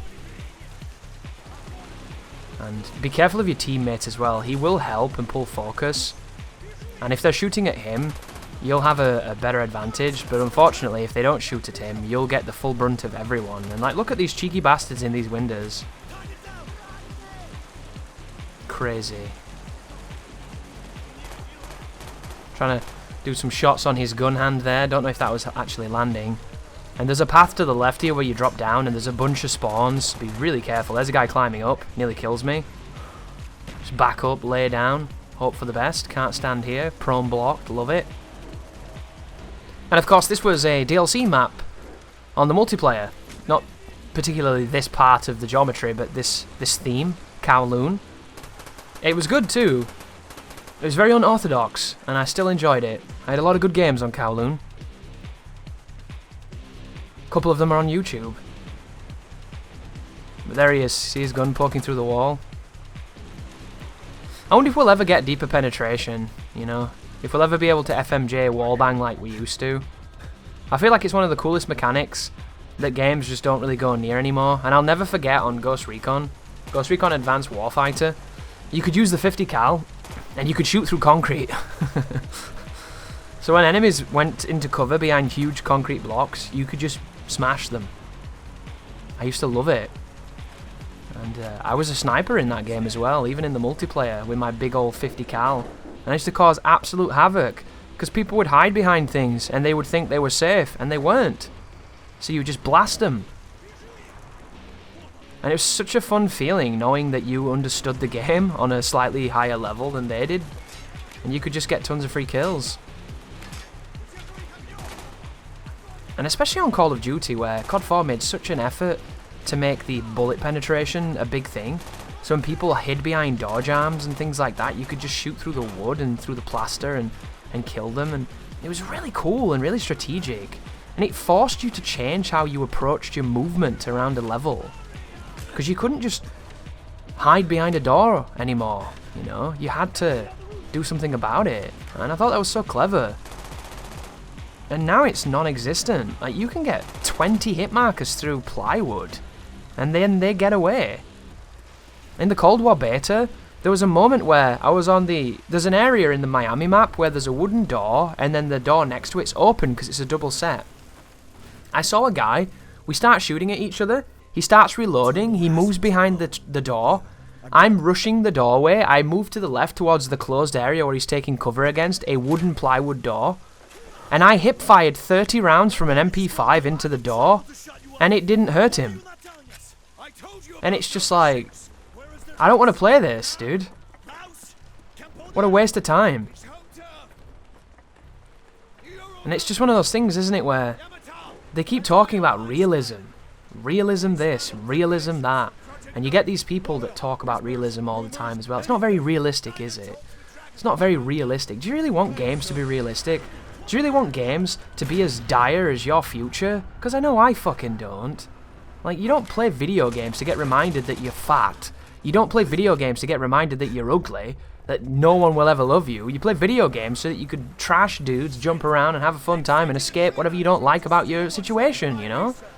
Video games are an outlet for stress and frustrations and anxieties, and, you know, they can be very communal. You know, they can be very sociable, they can be very antisocial. It depends on what you're doing and how you're doing it. But this obsession with realism it's such a double-sided, blasé statement because it doesn't mean anything. You know, it's like when people say, speaking as a Dark Souls veteran, like, what does that mean? A Dark Souls veteran? Does that mean that you played Dark Souls in World War II? You know, what does that mean? I don't understand. Like, did you play Dark Souls when you were in the military? What does that mean? Have you played lots of Dark Souls? Have you played Dark Souls once? Because here's the thing, right? A person will tell you they're a veteran of something when they've beat it once. Does that make you think that they're a veteran of something? Because I'm sorry, but if you tell me you've beat something once, all that tells me is that you don't know anything. Because when you beat something once, you don't learn much. And if you do learn something, you learn that you don't know much, you know? And it's one of the wonderful things. It's the neophyte believing itself to be the teacher or the master, when it's just not true. You know, it's the jack. And nobody wants to be a jack of all trades because then you're a master of none. But like this notion of realism and they use it to justify the most bizarre design choices. Do you know what's not very realistic? Hiding content behind gambling mechanics that exploit vulnerable young children. It's not very realistic. In the real world, you can't do that. That's illegal. In the real world, if you're a gambling centre, and if you're stealing money from people, they have to be over 18 and actually know that they're being robbed.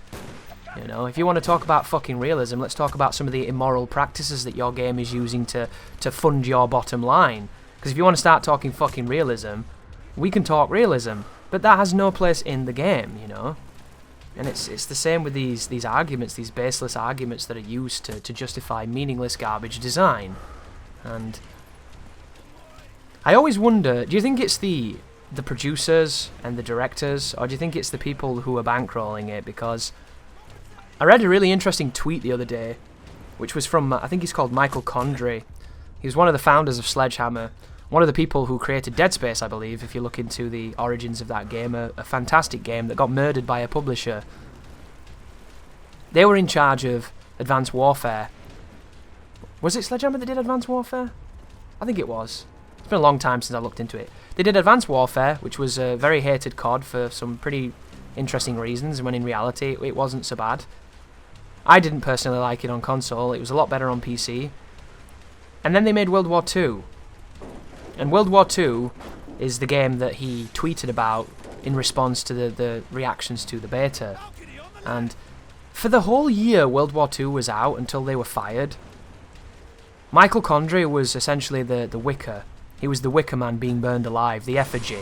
An effigy of failure, an effigy of resentment. He was the target of everybody's grievances. This man took a lot of shit the whole year. Absolute monstrous amount of shit on social media. Death threats, you name it. Fanboys, scrubs, redditors, people who own the Ouya, everybody, right? They gave this man so much shit for a whole year. And he still gets shit to this day. He's probably a living meme. And he tweeted the other day that all of the points of contention that made his time in the Call of Duty franchise so volatile and so abrasive, all of them were decisions forced upon the dev team by Activision, by the publisher. Every single practice that no one liked and everyone wanted removing had nothing to do with the people who made the game. And they can't tell you that at the time because, of course, they're under contract.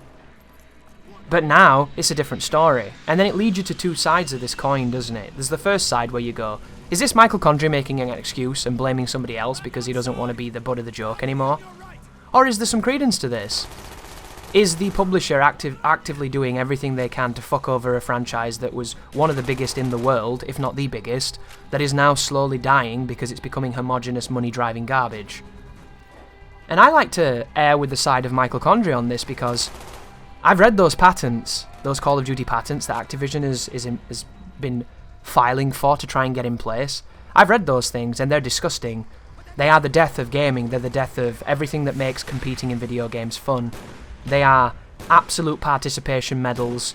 They're just turning it into a joke, really. It'll become the Eurovision Song Contest of video games, where it has nothing to do with the talent of the performers and everything to do with the pissing contests of the algorithms in the background. And I don't want that. I've never wanted that. I'm all for skill over everything else. I don't mind losing to somebody when they're better. In the moment, when I lose, I might want them to die and hope they never procreate and have a free vasectomy, but afterwards I can acknowledge, with my ego removed, that I was beaten by a superior player. That is how it should always be. When you lose to somebody who's garbage and they have something that enables them to win, it does not feel satisfying, it does not feel fun, and you do not learn. And if you're not learning, what's the fucking point, you know? If you're not refining, if you're not fine-tuning, what are you doing? You're wasting your fucking time. And that's what's so frustrating.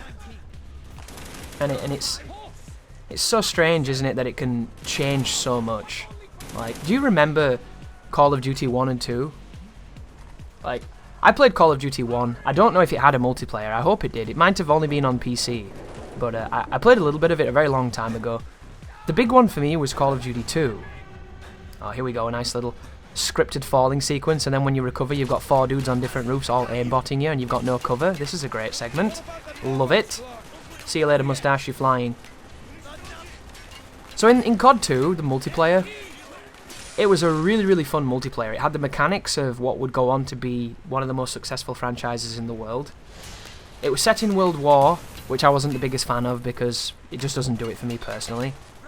And there was a big emphasis on weapons that were semi-automatic and single-shot bolt rifles, because that was the weapons of the time. You know, you can't be running around with an ACR in the trenches, it just doesn't really work.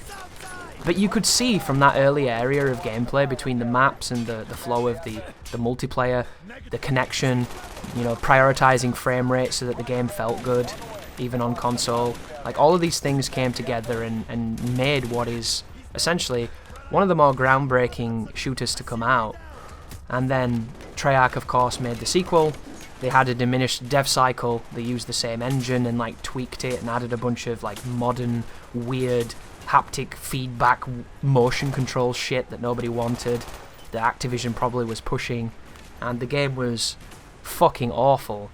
If you've never played Call of Duty 3, you owe it to yourself, because it is just a wonderful study in what the fuck were they thinking. It's also incredibly difficult as well. It's one of the most difficult campaigns on Veteran that exists. It's just mostly due to bad scripting, bad event design, and horrible gameplay, but it's still very challenging. And then Modern Warfare dropped in 2007 and changed everything. Modern Warfare united competitive and casual in a wonderfully arcadey, yet responsive, yet rather realistic and serious first-person shooter that had a wonderful eye for where progression in multiplayer and how to keep the feedback loop of that gameplay repeating itself. And it pretty much single-handedly redefined the gameplay loop of a modern shooter, with its systems of its leveling up and its ranking and the effects that popped up on the screen and the sound effects. They pretty much standardized everything that's in modern progression systems to this day. And there might have been a company before them, there might have been a game before them that had elements of it in disparate ways, but it was not like what Call of Duty 4 was like. And I know, because I was there, you know, and so were you, potentially. By the way, guys, this level here has got some weird checkpoints, and you die super fast. This is one of my favourite missions in the game, because I feel like it's one of the easier missions to see people, because you can distinguish between the uniforms, in spite of them being white. And you get to use the PPSH, which is one of my favourite submachine guns in the World War period.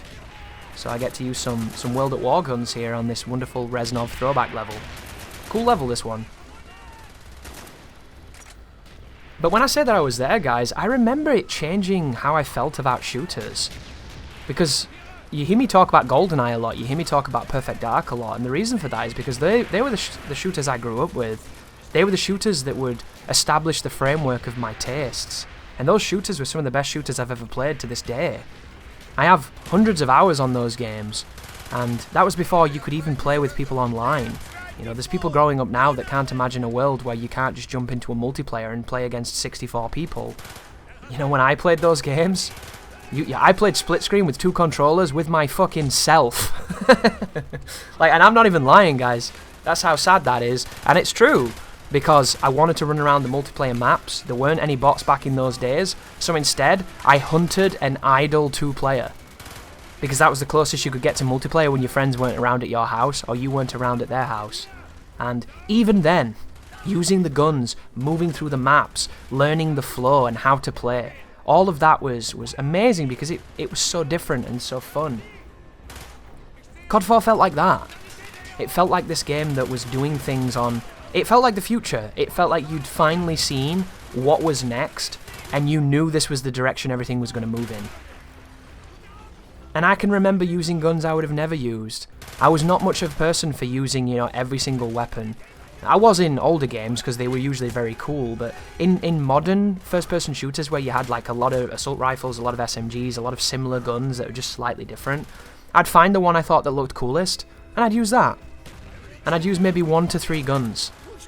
And then in something like COD 4, where you realised that there were challenges for the guns, and the challenges popped up and helped you level up, you found yourself using everything.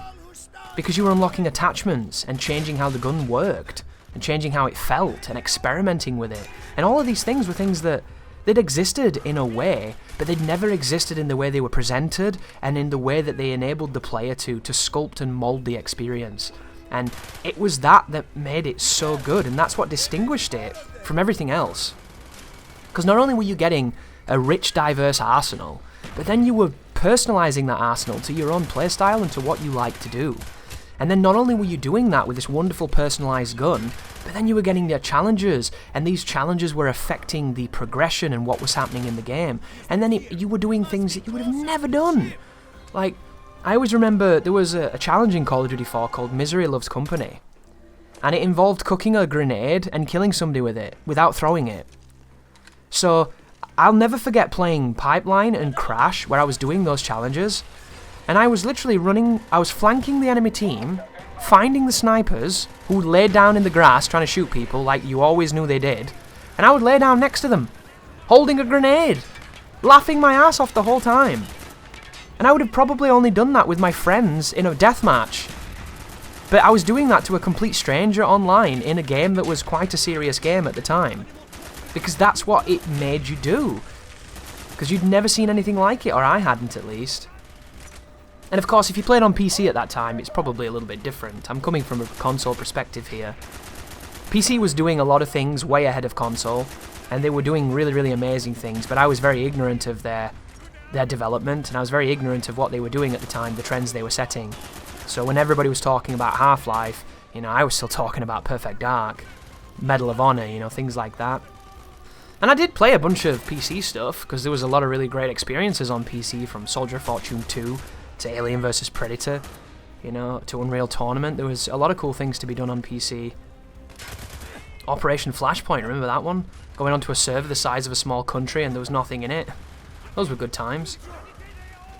But it really changed so many things, and it made something that was...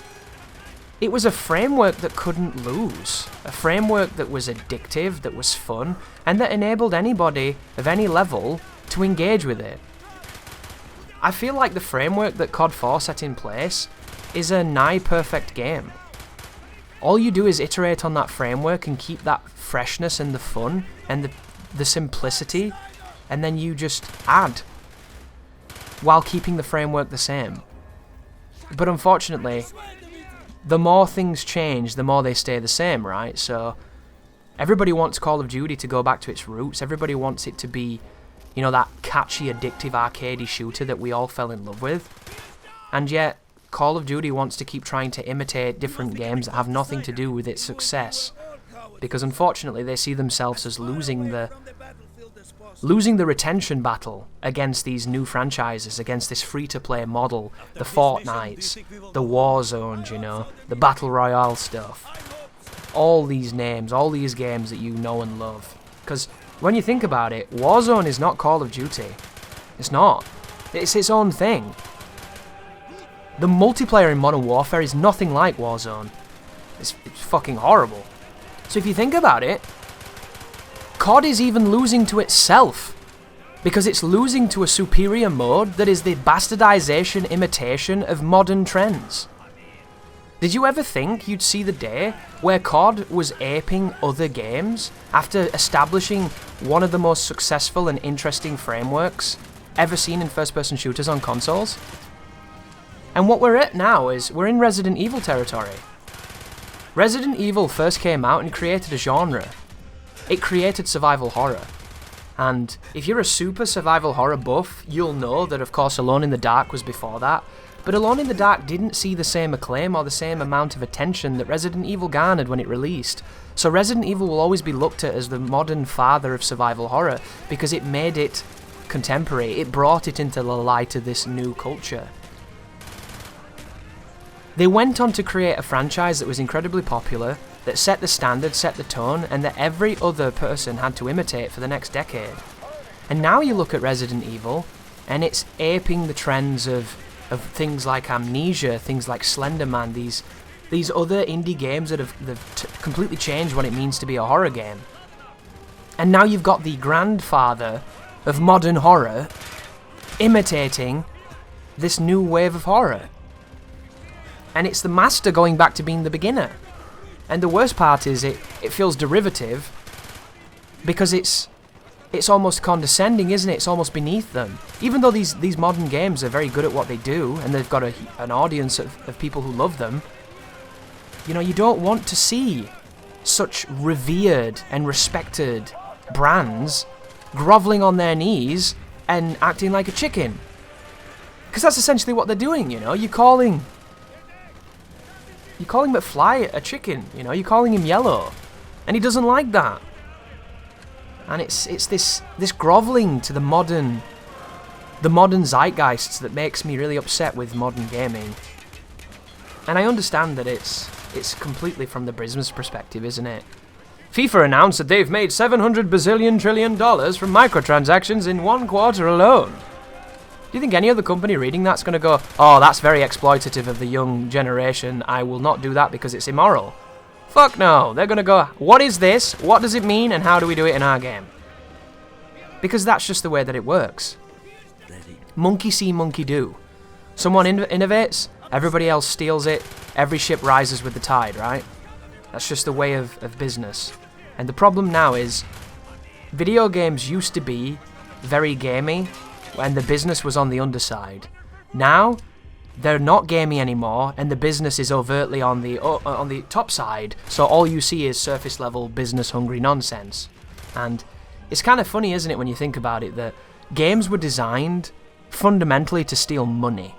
They were these wonderful sensory experiences that would convince you to partake with your money until you had no money left, and the experiences themselves were so anchored and favoured and weighted in the advantage of the machine that you would never be able to realistically get the skills needed to necessarily beat them.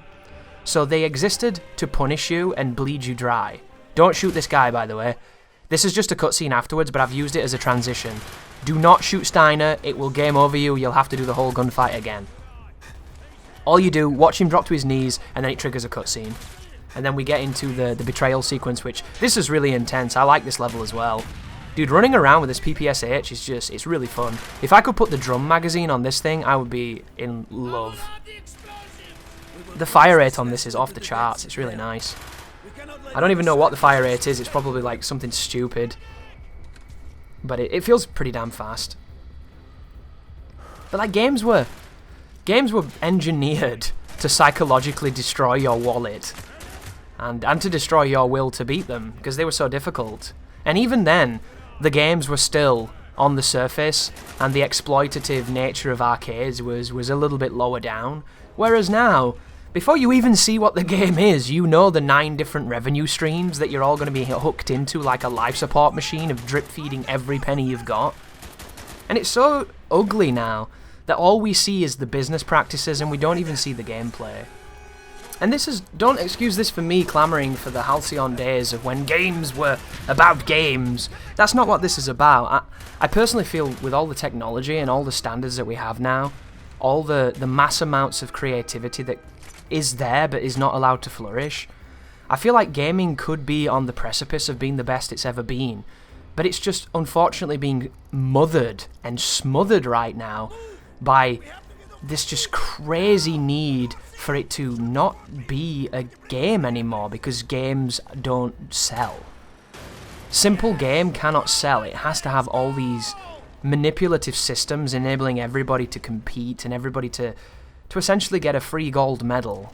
And I'm not a big fan of free gold medals. This is weird, by the way. Watch this checkpoint. Spawns me on top of 2 dudes. I don't even know how I survived that, but there you go. And of course, this is not me being idyllic either. This is not some idealistic, nonsensically childish perspective of games have never been about money. They shouldn't be about money. They should be about art and the consumer. Because video games are designed to make money. They are funded with the understanding that they're going to make a return. Every creative endeavour that's ever happened on any kind of large scale has always been done under the funding of some kind of body that is wanting recompense in some way. That's just the way it works. Look at all the wonderful artwork. Look at some of the most famous art in the world that was commissioned by people and by institutions and industries that were completely anathema to the painters. Atheists being commissioned by the church to make grand biblical tableaus, you know? That's just the way it works, guys. Sometimes you have to go where the money is, you know? There's nothing wrong with that. The problem here is the money's going where the gameplay is. And that's a big problem. Because when you're affecting gameplay and you can pay and get a better experience, then everything loses. Ooh, that was a nice flick. Damn. The one moment where Chris's aim looked okay. And then he nearly dies. As he refers to himself in third person like some pretentious douchebag. Bono-esque. I suppose the less I say about what was happening just then, the better, as I get body blocked on the stairs. Terrifying. But there needs to be a balance, doesn't there? There needs to be balance. And balance is difficult, because everybody wants balance, but what they really want is unbalance. This is the end of the sequence, by the way, another scripted moment. Another transition to this segment, which is actually really, really difficult. For some reason, you can just die on this moment, and I don't know why. It happened to me about 4 times, and I nearly died just then. The hardest parts of this game are always the weird bits. This bit, I had a ton of trouble with. And then the segment on the tank at the end of the game is the worst part in the game for me. But let me elucidate. Let me evince you of what I mean when I say people think they want balance, but they actually want unbalance. Or imbalance. Do you know what is widely regarded as the best Call of Duty? If you ask the most people, the answer you'll get is Modern Warfare 2. Modern Warfare 2, probably one of the worst Call of Duties. Also, the most imbalanced Call of Duty out of all of them. Absolutely horrendously balanced. So many things in that game are just off the charts bonkers. But because there's a lot of things that are actually really strong, it gives the impression that it's more balanced than it actually is. Because everything can be viable, except for, you know, a couple of things. But there are so many elements in that game that are so ridiculous that I could give that game to my mum and she'd probably be able to get an AC-130. Because they lowered the skill level and enabled everybody to do incredible amounts of damage for very little effort. And I never ever liked that because of that. And I've talked about this a lot, so I'm not going to go too deeply into that. But people will honestly tell you that they think that Modern Warfare 2 was balanced. They'll tell you that they think that all the guns in that game were good. You'll hear that a lot. Is that true? Absolutely not. But the consensus is that illusion. And I actually do like the balance in Modern Warfare 2. To an extent.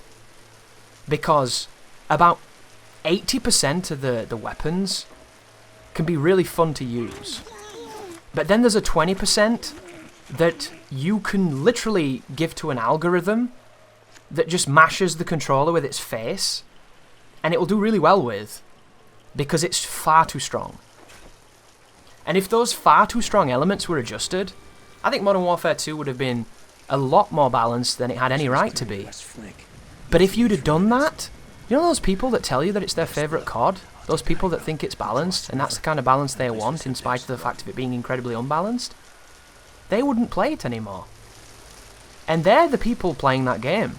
They're the people that like scavenger refilling claymores. They're the people that like having 2 claymores out at the same time. They're the people using one-man army noob tubes. They're the people spamming noob tubes with every explosive you can get. They're the people using the javelin glitch, using the care package glitch, getting out of bounds and clipping into the rocks. These are the players running around with lightweight marathon and tac knife. That's who these people are. They're the people using the S+ tier setups, but they've deluded themselves into believing what they're using is just as strong as the UMP, or just as strong as the FAMAS, or just as strong as the ACR. But they're not. And that's why Modern Warfare 2 is the one that's remembered the best to a lot of players. Because they used a broken bullshit setup that should have been removed but never was. Instead, we took the Quran out of the shitter. So you have these brain-dead, super effective techniques that work on almost every single possible situation in that game because of the player base and because of how strong those so-called exploits were. And then you lead into the area where the game is even worse, which is its kill streaks. And the kill streaks in Modern Warfare 2 are the most strong, most ridiculous, most retarded, most dangerous they've ever been, and then the protection against score streaks is arguably the weakest, because there's no real spawn protection. You will repeatedly spawn into AC-130s and chopper gunners, and these weapons are so strong that the maps don't even save you from their artillery. So you're getting wall banged by chopper gunners, you're getting fucking absolutely decimated by everything. The Harrier's aggressive, the Pavlov's aggressive, even when they nerfed them, they're still aggressive. Everything's an airstrike, everything lingers, everything kills, and your entire team doesn't shoot them down. So you take a bullshit setup that a bad player can use and do decently enough to get their Harrier, and then once they get their Harrier, they get a whole swathe of death machines that do the work for them and absolutely decimate the enemy team, and then you embolden this player to believe he knows how to play the game, because he does.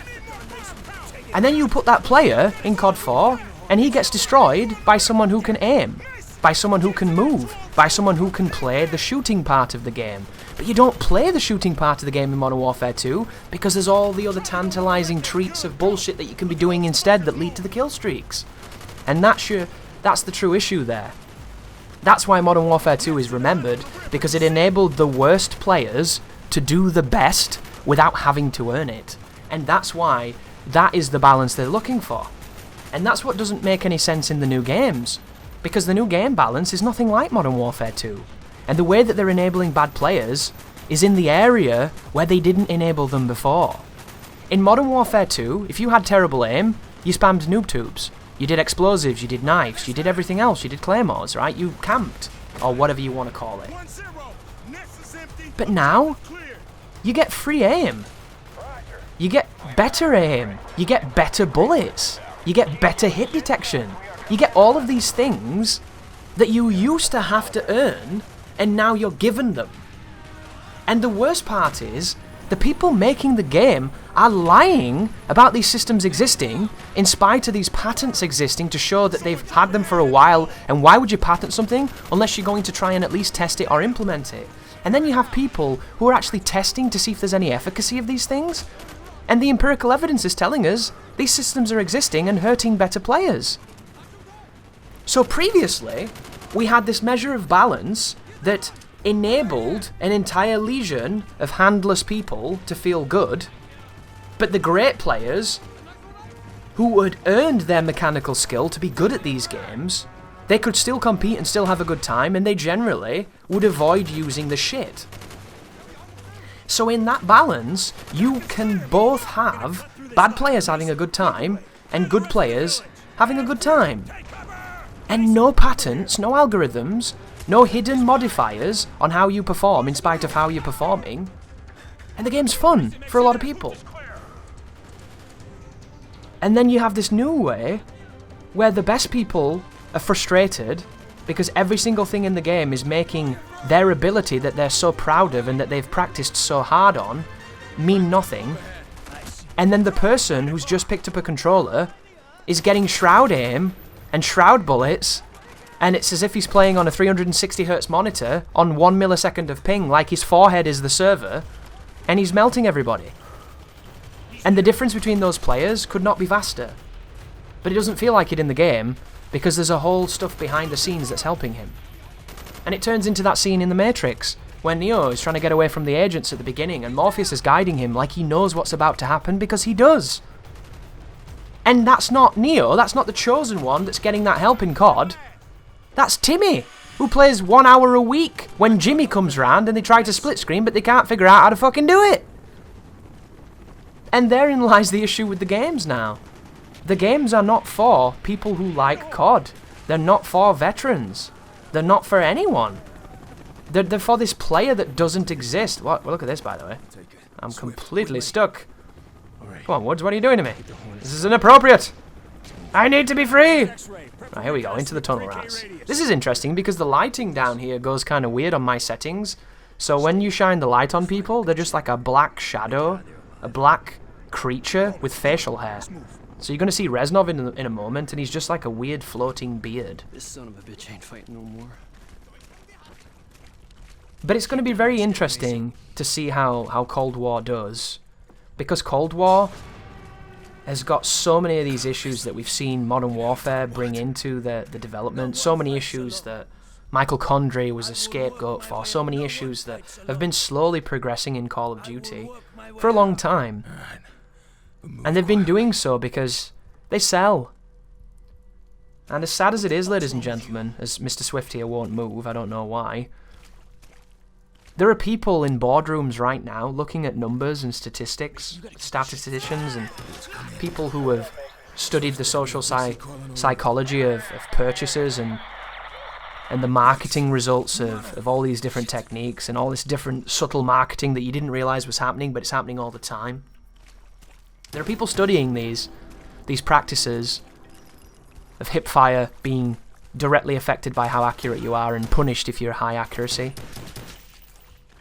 Of if you purchase microtransactions, getting matchmaked against weaker opponents who don't have them so you can destroy them and then suggestively influence them into buying the gun you're using, and all these other wonderful different schemes that they've got going on. All of these alterations to that formula I mentioned that COD 4 started, that had none of this, that was just everybody plays together, everybody tries to shoot each other, and there's this wonderful carrot on a stick. All of these practices are showing to these people, and these spreadsheets and these numbers, they're showing that it's driving engagement of their cryptocurrencies and their microtransactions.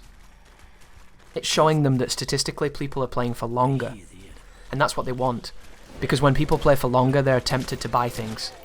And when you have this lower ability, entry-level players playing for slightly longer, buying slightly more things, getting the battle passes, getting the overpowered weapon, watching the video on YouTube because they keep losing, seeing the good setups and realizing that they have to purchase them. It's driving all of this crypto side of the industry, and Activision are making bank. And the person who bought the game and who's bought every COD at launch and plays it the whole year and waits for the next one, that person's being punished. Especially if that person has picked anything up along the way. And it just seems so crazy to me that that's the way it is, you know? Because it didn't used to be like that. And it's the simple things as well, guys, which you might remember yourself. Simple things like staying together in the same lobby, instead of making the lobbies disband repeatedly. There's no opportunity to make friends. There's no opportunity to make rivals. There's no opportunity to get into those wonderfully competitive lobbies that were fun because they weren't every lobby. And I think that's one of the things that they just completely forget, isn't it? You know, competition is great, but sometimes it's not what you want. Sometimes it's nice to not have to try so hard. This is an interesting sequence as well. This is one of the on-rail boat segments. I say on-rail, I'm actually controlling the boat, so technically it's just a vehicle segment. And I think they did a really elegant job with this. It controls pretty well. It's not too difficult on veteran, which I think is one of the easiest pitfalls to fall into in designing your veteran campaign. And this game is no different, because later on there's going to be a sequence which, if you get unlucky, you might be there for the rest of your life. But it's telling me to do the zoom right now, and I don't want to do the zoom because I can see absolutely fine. And I'm having no problems aiming. And it's not going to go away until I press it, so I do apologise about that, guys. I don't like tutorials that are that pushy. And in 10 years, tutorials have got a lot more pushy, so I suppose we should be grateful that this one wasn't so bad. But it is a fun sequence, isn't it? Shooting down the watchtowers, wrecking all the huts, the destruction, the smoke, the explosions. It's a bit of a power fantasy in a game where you feel quite weak. And personally, I like this design. I like the idea of the game being difficult, but the vehicle segments being a bit of a breath of fresh air. Because when the vehicle segments are the hardest part, it makes me want to die. It makes me want to cry myself into a coma. And I think there was a classic tune here as well that I had to unfortunately turn off. Because YouTube is a shitty place right now and you just can't do anything anymore. So if I put any credence on, they'll shit the bed. Then again, I'm swearing, and when you swear, if you swear too much in a video, then it will punish you as well, but I'm not going to stop swearing just because YouTube wants to market my channel to children, you know? They've got all these sensors now. Is this for children? Have you done this for children? Is there any children in this video? Will children like this video? Do children know of you? Can children understand the big words that you use? It's like, I don't give a fuck about children, dude. I made this channel to help anybody that stumbles upon it. If you don't like swearing, and if you're too young for this channel, it's too mature, you need to stop watching before your mum beats you. It's not my prerogative. I'm not a parent. I'm not your parent. It's not my job to do the parenting, YouTube. Stop pushing all this kid bullshit on me. Do you see me opening Kinder Eggs? No. I'm waxing poetic while shooting boats in a video game. Leave me be. It's interesting as well that your M60 here overheats, but the M60 that we were using when we were in the plane didn't. I wonder what's different here. The boat M60 nowhere near as good, maybe? Sounds very tinny, doesn't it? It's got that kind of shooting going on. And then there's the transition to actually playing the game. And this part here reminds me of a part from World at War, because there's people in the trees. Sneaky tree people. Ooh, that was a 74U. Get it grabbed. This gun has a very streamlined iron sight. This was the gun I used in my very first commentary on YouTube. This was when iron sights actually had some grace to them, and they didn't just put loops and hoops and rings and fucking cock rings on the back of every gun. So you're staring through a keyhole into a keyhole, holding a kaleidoscope into a man's anus, out of his face, and then through a lens. I've also got a bunch of flashbangs too. Very difficult to see here, the visibility's not the best. I do like those little fireflies that are giving the scene some colour. But what do you reckon, guys? Do you think Raven are going to do a good job when it comes to the new campaign? Because what they showed, driving the little car and blowing up the plane, it was all very cinematic, which you expect. But I wonder if it's going to have some good meat to it. Because it's no surprise to anybody that knows my channel, I did not like Modern Warfare's campaign. Everybody seems to think Modern Warfare campaign was like the best campaign ever, and it's brought campaigns back. I thought it was the most boring, trivial garbage I've ever played. It was very pretty, but I'm sorry, graphics just don't do it for me anymore, dude. Like, I'm so used to big titties at this point, I need more than just pretty titties, you know? I need something detailed there. I need some character. I need some opinions. You know, I need some intelligence. I can't just do with the titties. So, Modern Warfare was just cutscene, cutscene, drama, drama, cutscene, cutscene, drama. Shoot something for 10 seconds. Cutscene, cutscene, drama, drama. Lazy shooting segment. Cutscene, lazy shooting segment. And all the bits that people picked out as being like the coolest segments were the parts where you played the least. When you swept that house, that super realistic house, where it's like, oh my god, there's a baby. Who gives a fuck, dude? The first thing I did is put a grenade in the crib. It's a video game. Suck my dick, right? That whole segment, everybody thinks was so cool. Everybody blew their mind and like, has COD gone too far? Like, are you high? Has COD gone too far? Do you know, that's not the first time in a campaign where someone's had a baby and you've been in a combat situation. That's happened like 7 fucking times, dude. That was happening in World War II. I think you killed Octomum in World War II. Like, these people are just ridiculous. And you don't even play that segment, you watch it. You watch the whole segment, you shoot like 3 fucking times. That's not gameplay, dude. It's not. It's just pretentious dog shit, and it doesn't belong in video games. If you want that, play Death Stranding. Death Stranding is that level for 40 hours. Beautiful. You know, I'd rather suck a turd through a tennis racket. I really would. This is what you should be doing in Call of Duty, fucking shooting people. And back on tangent, sorry about that, hate Modern Warfare. Even this game, when you trim out a lot of the exposition, when you trim out a lot of the story and a lot of the slow moments, it's pretty short. The segments where you're playing are pretty brief. And they're brief in a way that's mixed up quite well, but is done at a level that's enjoyable. And I think the reason why these games feel a lot longer than they actually are is because when you play them on Veteran, you oftentimes spend a lot of time dying. And when I played Modern Warfare's Veteran, or Realism or whatever it was called, I didn't die that much. I didn't find it very hard. You know, it was just kind of average standard shooter nonsense. And when you compare that to like Black Ops 3, Black Ops 3's campaign killed me a ton because it was really fucking hard. Like, I was on one of the boss fights on Black Ops 3's campaign longer than it took me to beat Modern Warfare. Because that was a very hard video game, whereas Modern Warfare was like an interactive trailer. And I don't really want to play an interactive trailer because there's only so many people who can walk around slowly angling the camera to show you a bunch of panoramic vistas. After that, you want to shoot some things, you know? And that's the reason that this game has, this walkthrough right now has got some of these jumps. You know, I've got these cuts between these moments where you go up to an object and then storylines happen. If you want to get those storylines, and I do recommend them because they're interesting, you want to play the game, you know? And the story in this game is pretty spot on. It's got some really cool segments, and I appreciate it a lot. I appreciate it so much more now after the most modern campaigns being a little shitty. Because I didn't like World War II's campaign either. The big thing with World War II though is it took out hit markers. And I'm sorry, you know, after Black Ops 2 standardized hit markers in campaign, there's no reason not to have hit markers now. Hit markers are visual information and auditory information, and they make it easier to play the game. And if you're one of those people that's like, oh, it's not very realistic, I can't convince you to do suicide by clawhammer, but I can say all you need to do is give them an option to turn it off. If you don't like hit markers, if you think it's too gamey, make it an option to turn it off, like vibration, like motion blur, like everything else. Just let us turn it off. And let people like me turn it on, you know. But that's the end of the mission, and then we get to controlling the Blackbird, which I love this sequence. I love the visuals of the hands messing with the knobs and moving the controls and everything. It's such a cool feature. And all you've got to do here, guys, is wait for communication. The person's going to tell you what to do with the squad, and then you're going to move on this map, and you're going to command them. And then when you command them next to a conflict, it's going to transition beautifully in this wonderful zooming motion into the ground support, and then you're going to play the sequence of the troops on the ground. I think that this mission is absolutely superb conceptually, and I think they did a great job with it.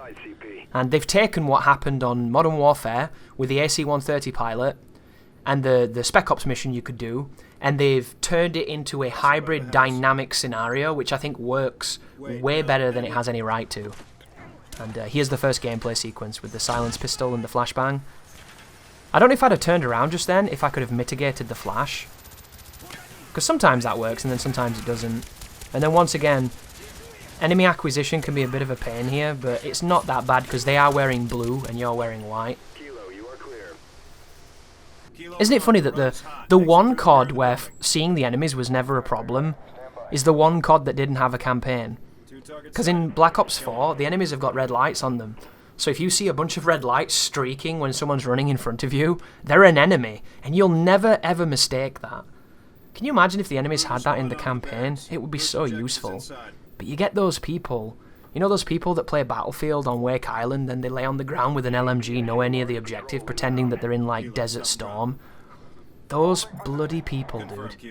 This is not very realistic. I'm not having my shell shock flashbacks. I can't have lights in my shooter because it's just not very realistic. Like, have you ever heard anybody talk about realism so much? It boggles the mind, doesn't it? Do you know the only thing I want to be realistic? There's only one thing I want to be realistic, and that's food. Because if it's not, it's like those plastic eggs that you get in those kitchen sets for kids. You can't eat that, you know? And I've tried. Like, the only thing I want in realism is bloody food. If food in games were realistic and I could have a bite, it would be the best thing ever. Everything else, you can shove it up your ass. Ooh, this is an interesting gun, the AUG.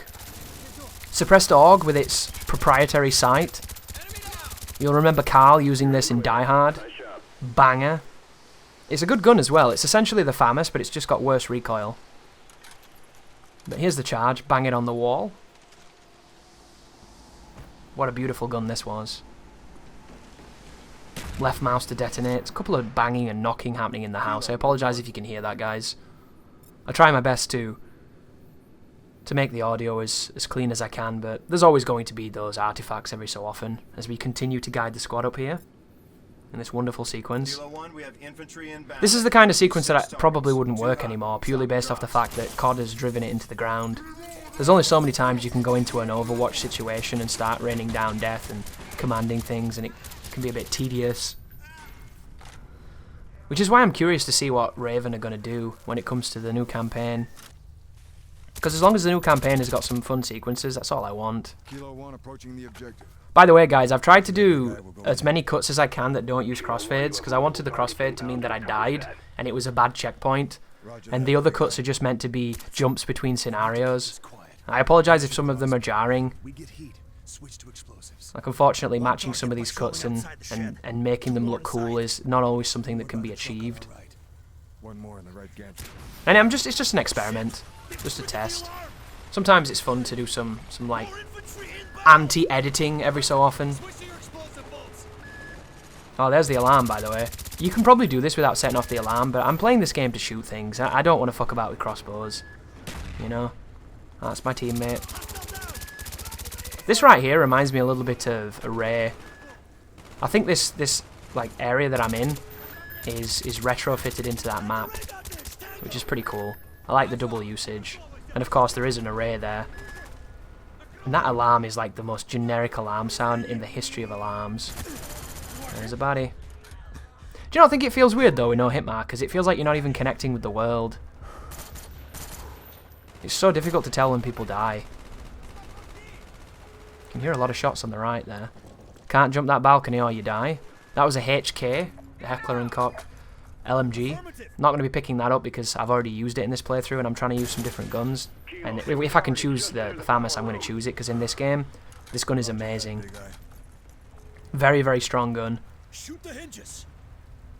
This is interesting. I like the idea of that. He throws the tomahawk on that guy, or a throwing knife or something. And then we take on this room, which is a pretty fun room actually. There's two sides of it as well, because you enter, surprise everybody, and then they enter and surprise you. It's like a boing whip. It's the mirror force of Call of Duty scripting. Very interesting. Kilo 1, you have multiple targets inbound to the comm stack. But I don't know what I'd like to see from the new campaign. I just need to see the stim. If they use the stim as the main source of healing, it will be so sick. Because every single time you've seen me in this video hide behind cover while I'm hurt to heal, I could be pressing stim and speeding it up and interacting with it, turning it into player input instead of just tedium. And we're so used to hiding in cover and regenning because that's been every game for the last 15 years now. So it'd be really sick to see some new ideas. And the stim has been around since Infinite Warfare. If you want to be really petty, you could say Bad Company 1 had a stim, because it absolutely did. But unfortunately in that game, it was used badly. And it was far too long and far too annoying, and you couldn't do anything while you were doing it, so it just felt like a headache. Whereas the Black Ops 4 stim is just, you can slide, stim yourself, and after the slide, you're shooting again. Like, a wonderful flexibility. And I feel like it's an easy gap to bridge, you know? If you think about healing conventions and how many times I've spoke about them in these walkthroughs, I talk about it all the time. I've been talking about it for years. The notion that we went from med packs and healing kits and health boxes and 100 HP, picking up armor and tech armor and all kinds of ultra health and over life and stuff. And then we went to the regeneration model. Some games had a regenerating shield and like a HP that didn't regen. Other games were just wait 5 seconds and have miraculous healing abilities. You know? Really, really cool. But it's been done now. We've had healing that was regenerating for a long time. You know, it's...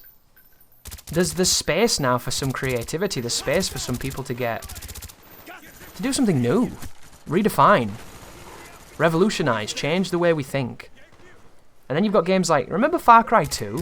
In Far Cry 2 where you were injured and you had to press a button to kind of fix it. And he would do like a randomly generated, like snapping of his finger, snapping of his wrist, pulling out debris, pulling out a twig. Like, it had a lot of really creative ways to heal yourself when you were injured. And then it had this weird like pipette system where you pipetted yourself and then you snapped a finger and then you were okay for a bit. I never liked that healing style, but I thought it was creative. And I'd like to see more things like that, where something cool happens or something interesting. And there's such a rift, isn't there, of people like wanting new things, like myself, I would hope, wanting to see what's the next convention of healing, what's the next way of doing this, you know? Because there has to be. Gaming can't stand still; it has to evolve.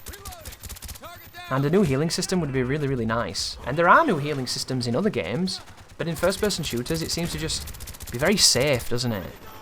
And then you look at what the BR has done. The BR has kind of gone with a hybrid, hasn't it? Where you get the armors and the plates, and then you've got your HP, and you have to use the healing abilities and the armor abilities to restock upon your resilience.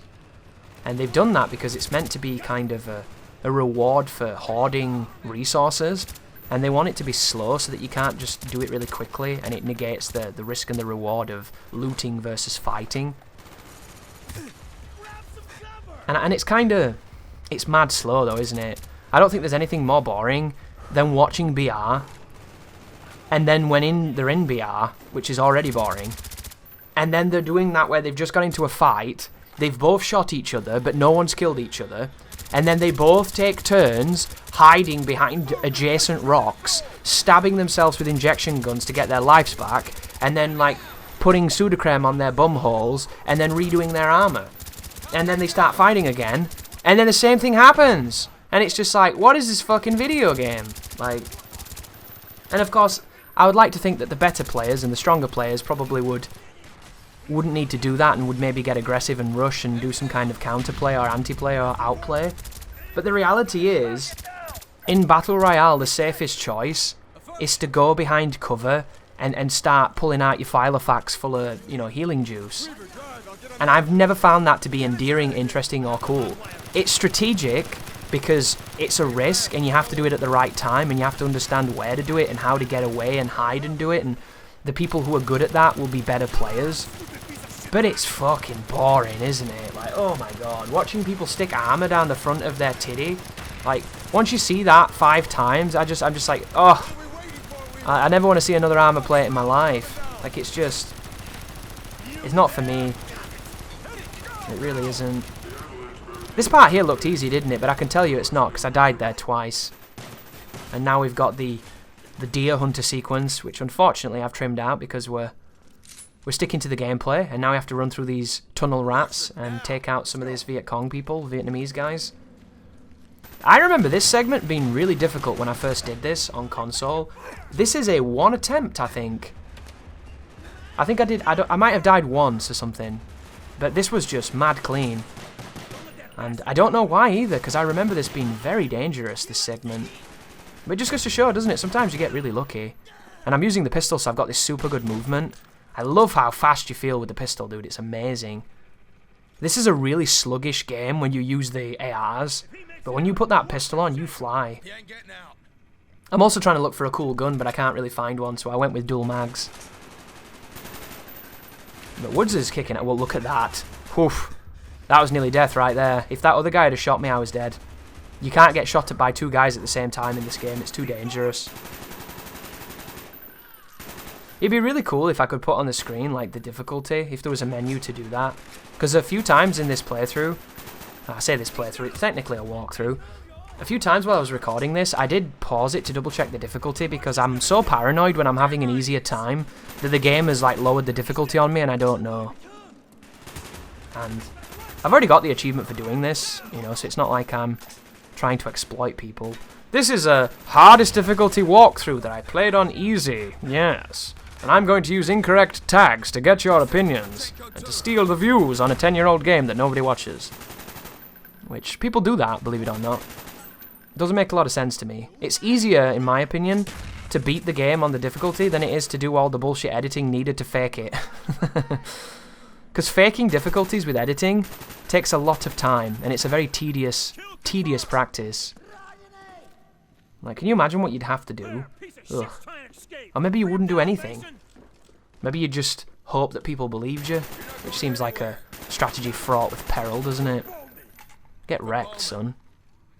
Let's go. We got time to waste.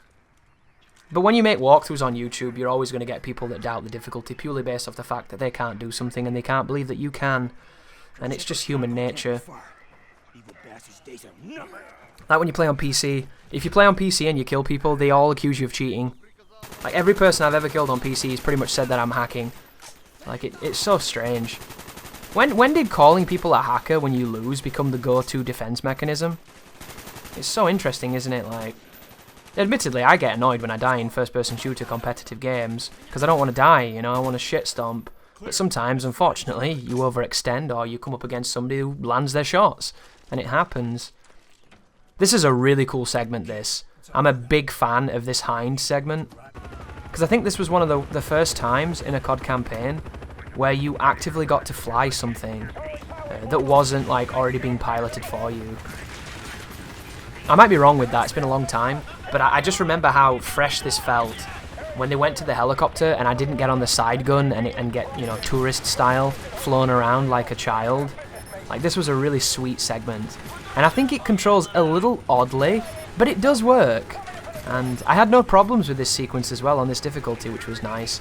The only part where I died, and I died twice, was on this upcoming crest where there's like a SAM turret that kills you instantly. This SAM turret here, you want to move really fast and like career to the right and shoot everything you've got at it, because it murks you. This thing coming up, see this there? This thing? Right here. This guy here, this is Shroud, dude. Shroud is on an anti-air gun and he doesn't miss. It's very, very, very risky, this part. Everything else, you can do it with your eyes closed, but this thing murked me. This part looks great too. What a fun segment. Blowing up the pipelines and shooting at the dudes and all the wonderful mountains in this ridge and this canyon that we're in. This crazy ass ravine full of bridges and huts and tiled roofs. I really hope there's a nice blend in the new game. I really don't want to sit and have a spotter and have a rifle and talk about the fucking Coriolis effect again. I cannot stand looking at a flag and judging weight at like the wind distance anymore. It's like, come on guys. It's been 13 years and you're doing it worse than they did it 13 years ago. Don't make me lay on my ass and shoot people a mile away. I don't want to do this anymore. You know, it was cool then. It's less cool now. Because it's just impossible to replay. Because it's not interesting. It's like a fucking cutscene. Like, if you want to give it projectile mechanics so that you have to really, you know, crank your aim up, don't make it so scripted. Make it so that I can just get into it and do it, you know? I played the bloody Ghost Sniper Warrior series. I had some really fun on those games making those huge shots. I played Sniper Elite and had some fun on those games making those huge shots. I didn't want to lay there while some guy explains to me the science of something I don't care about because I've already heard it from a vastly better monologue. I just want to shoot, you know? This guy's tanky, look at that. Get wrecked. Let's do it. And then here we go, transition into being on the ground using a Galil. The Galil is a banger gun. Very, very good gun on console. Not as good on PC. Iron sight's not as helpful as well. Very easy to kind of get lost on a target, which I used to love the iron sights on this gun, but that's because I had this wonderful guiding hand. Not anymore though. This is also a very strong gun in Bad Business, which I'm looking forward to getting, because it seems absurdly strong, and it'd be really, really nice to shoot somebody who has a Galil with a Galil. And you can't pick up weapons in that game for some reason. But the cave mouth over here, that's just in front of us, there's a lot of dudes firing rockets and being sneaky. Look how fast I nearly died then. Whew. I'm telling you guys, if you hesitate for a second when you're peeking, you'll die. Look at this. Look at this. I can't even see them. I can't even challenge them. Like, it's just Beam City. And I just don't agree with it. I don't mind the damage, but it's the blur and the view kick. There's nothing difficult about blinding me when I'm trying to shoot people. It's just absurd. And it forces you to play like this, you know? Shooting everybody with your forehead behind a rock 20 years away. And I don't feel bad for doing it because this is what Veteran used to be. If you've never played Veteran before, this is how you play. You don't rush like I'm doing on this walkthrough because rushing gets you killed. And that's one of the reasons why I had a bit more of a frustrating time with this recording, purely because I was trying to go really fast and run and gun. And the game is just, when it doesn't want you to do that, it kills you instantly. I got really lucky then, he wasn't even looking at me. There's a really bad infinite sequence coming up as well. If you don't push forward on the end of this cave level, the enemies will just infinitely spawn, and it's really, really, really difficult because they have a height advantage on you, and if you push forward, they shoot down on you, and there's nowhere to hide. So it's just brrr, and you're dead. Free the POWs. I think... Oh, is that... What? Do you see what I mean, guys? Did you see my bullets just completely miss that guy? There's something weird on PC when you play this game. Like, the hit detection's just goofy. I don't know how I missed that guy. This is the sequence, by the way. This is the hard part, and this is where the checkpoint is as well. It's a very small room, so all you have to do is be aggressive and push, but you're getting spawned on like, every angle. And, I nearly killed myself with the grenade then. That is classic my gameplay. I do that a lot.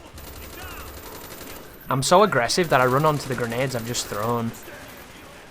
Not so much in this walkthrough, but in multiplayer games, I like to pre-grenade a lot of things. And I use it as kind of a deterrence for people peeking, so that when I rush in I can catch them off balance. Sometimes it works, sometimes I get killed. But this opening barrage here is just a bunch of guys on the left and right. And unfortunately your team are going to cock block you. Like, I don't know what Private Jones is doing, but it's not helping. In fact, it's hurting me more than it's helping. And it's really dark here, so it's hard to see.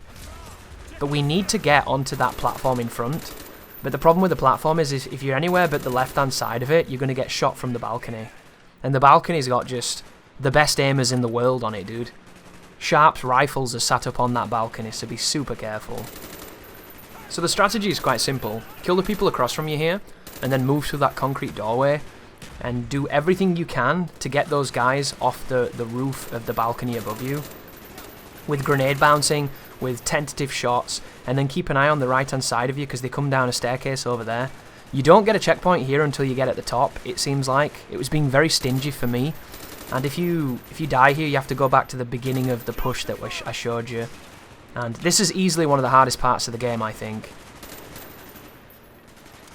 And it's just because the people on the balcony, those balcony guys, they can give you some serious issues.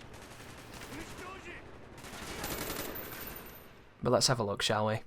Tentatively moving up. There's the guy on the glass. I'm going to throw a grenade just there. I get shot for it. I don't know who did that, but... talk about a worm's bullet right there. Bending that shit. So, there's a guy in that doorway. He's shooting through the door. Which is really cool of the game. I cook a grenade to try and get him. Doesn't work. I'm going to try and wallbang the door now. Look at him. He's poking his gun through the door. What a beast. And now above me, there's probably 3 people. So I'm going to try and bounce a grenade. Cook it a little bit so they don't have a chance to run away. Probably didn't work because my team's still shooting up there, so now I'm going to have to peek them. And watch this. This is where this game becomes something else. Because the robots, they one-frame the hell out of you, man. It's very scary. And you can see I just really don't want to do it. Oh, there you go. That was a much better angle because he was occupied. And that worked. And that looked really clean. You didn't see the attempts where I was underneath there and I tried to peek and I just got one bulleted, you know. And that's kind of the problem with any of the COD veteran campaigns. You just don't get a good idea of what the difficulty is unless you played it yourself. And here we go, transitioning onto the sneaking into the crazy zombies base with Reznov, with my AK-74U. And this level actually has the 5 zombie map in it. So if you know anything about the labs, when you go down the elevator in the 5 map, you're going to know exactly where you are and understand the geometry, which is pretty cool. But unfortunately, there is this sitting around waiting, not really doing much because you're listening to the NPC guide you through a stealth sequence that is heavily scripted. But I'm not going to hold it against Black Ops because this is just what COD was. COD had these moments, and they're good the first time, and then every time you replay the game, they're frustrating. And there's a sequence here when you climb this ladder where you grab a dude who's got a shotgun and then you wrench him off the cliff, which is a nice bit of transitioning between stealth to gameplay. And it's also going to transition from this boring section to the next part of the game, which is in the labs. And this part's actually pretty tough, because if you get unlucky, you get one-beamed. Everybody in here is using the Farscape. No chance. Oh, not the Farscape, sorry, the Farsight. God damn. It's a Freudian slip, wasn't it? Everybody in here is sponsored by Joss Whedon. But luckily, I've got an SMG, which gives me good movement speed. And I'm going to hopefully be able to run around and have some fun. Swap it out for 2. Or maybe not. I'm getting shot. Lots of lines of sights here. Lots of windows. Lots of angles. Very dangerous. Lots of monkeys doing identical dances too. But yeah. You might not recognize this because of the lighting's very different, but it is the 5 segment. Like, isn't this the power room? I think that's the power room that I'm in right now. Pretty funny. Oh, I nearly killed myself getting extended mags. That was dangerous. Be careful peeking this doorway. See that? They put you down so quick if these guys hit you. And you just can't see them because they're really good at using cover. Like, it'd be so nice to go back to the days of, like, the arena shooters in campaigns, where you've got some movement and some outplay ability. Oh, sorry, Reznov. Like, I like the idea of movement weakening enemies' accuracy. Like, I'd love shooters to have some kind of algorithm that the faster you're moving, or the more complex your movement, the larger the deficit in the enemy's accuracy becomes. So you can actually dance around the bullets if you're good enough on the movement. And of course, I wouldn't want it to be objectively like you can't be hit if you're moving really well, because you still need there to be a measure of challenge. But they could make it so that they miss more, or make it so that if they do hit, it does less damage because of the mobility, you know? Like, just something that gives you that outplay ability. And I also think that shooters have been missing aim checks. Like, why don't shooters have aim checks anymore? Like, you spend the whole time shooting at chest level on the same axis that you're standing. You never really shoot above you. You never have to, like, track above you. You never have to do, like, crazy around-the-world aiming. Nothing is ever flying at any kind of speed to be any kind of challenge to track. Like, there are no sequences where you get tested, can you shoot? Can you use your aim? And the only thing I can think of is that they've been designed around console for so long that, you know, the limits of the controller have kind of stagnated the gameplay. Because every time you fight something that's above you, it's a fucking vehicle that's the size of a, you know, of a bloody lawnmower. Like 10 million lawnmowers that people sit on to cut really expensive grass. And it's easy to shoot, and you shoot it with something that aims for you, you know? Like, there's almost no time where you have to prove you have gun skill. Oh, speaking of gun skill, this is the worst part of the game. This segment here had me nearly smacking my keyboard, because there's a checkpoint coming up where before you can even turn this fucking shit gun and start shooting people with this horrible sensitivity, because the sensitivity is fucking horrendous, you can die. You can die while the game is loading in. Like, and they expect you to do like a minute sequence without anybody just one-framing you, and it's this checkpoint here. If you do this in one attempt coming up, you should probably buy a lottery ticket, because this is beyond appalling. This is just lucky dice roll dog shit. This is everything that I remember about COD campaigns and everything that makes them trash. Because I can't dodge, I can't duck, and I can't kill them fast enough because they're all machine robot aimers and they one-frame you. It's just annoying. And then when I finally do it like this, it looks like they're not even shooting me. But I can tell you guys, I was here for a good 20 minutes doing this segment, getting really fucking mad. Like, just trash. I'll never, ever understand why this exists. Like, why can't you crouch and get your life back? Like, it's bollocks is what it is. Really bad. And it's the kind of thing that if you play this on regular, you don't even remember this segment. It's a power fantasy where you shit on people. But if you do this on veteran, this could be the worst part of the game or the easiest, and it's up to the game. You know? And the checkpoint is super shitty too. It's really shitty. And then you get this segment, which I actually like the idea of this segment, but it doesn't work. So we have the Nova gas that's been exposed, and we have the hazmat suit. The Nova gas lowers visibility, and the hazmat suit means if you get shot in the face, it cracks your mask. So you can only take a few shots before your mask cracks and you die because of the Nova gas. Two features that I really like. And then you add in aimbot, omniscient AI who one-frame you. And then it goes from being a really, really cool segment to a shitfest. A shitfest of horrible design. Like, why don't they have delayed reactions because nobody can see anything? Why is it that they can just beam me when they can't fucking see me, and I can't, you know? Like, it's so crazy. But I do think if you turn your back, I don't think your screen cracks as much, which I think is a really cool touch. And the checkpoint here is shit too, so be careful.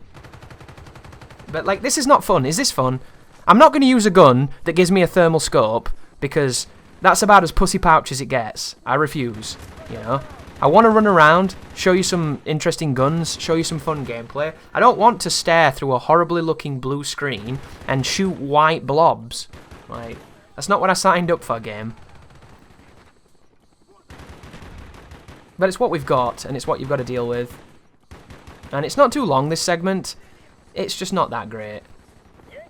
I love the atmosphere, though. I like the idea of it. I love... Like, you know that segment in Modern Warfare 2 where the EMP goes off and you're moving through the street and you don't know who's friend and who's foe? And you end up walking up to those guys thinking they're on your team and they're not. And there's that wonderful panic gunfight. That was this, but done really elegantly. And this is just kind of... The enemy has every advantage and the enemy already has every advantage, so what's the bloody point? You know? Thematically and narratively, a great segment. Because it's really pushing the story forward, it's introducing the Nova gas, and it's explaining what a lot of this has been about as Mason storms the, you know, for information and woods and everything. But it just doesn't play as well as it comes across narratively.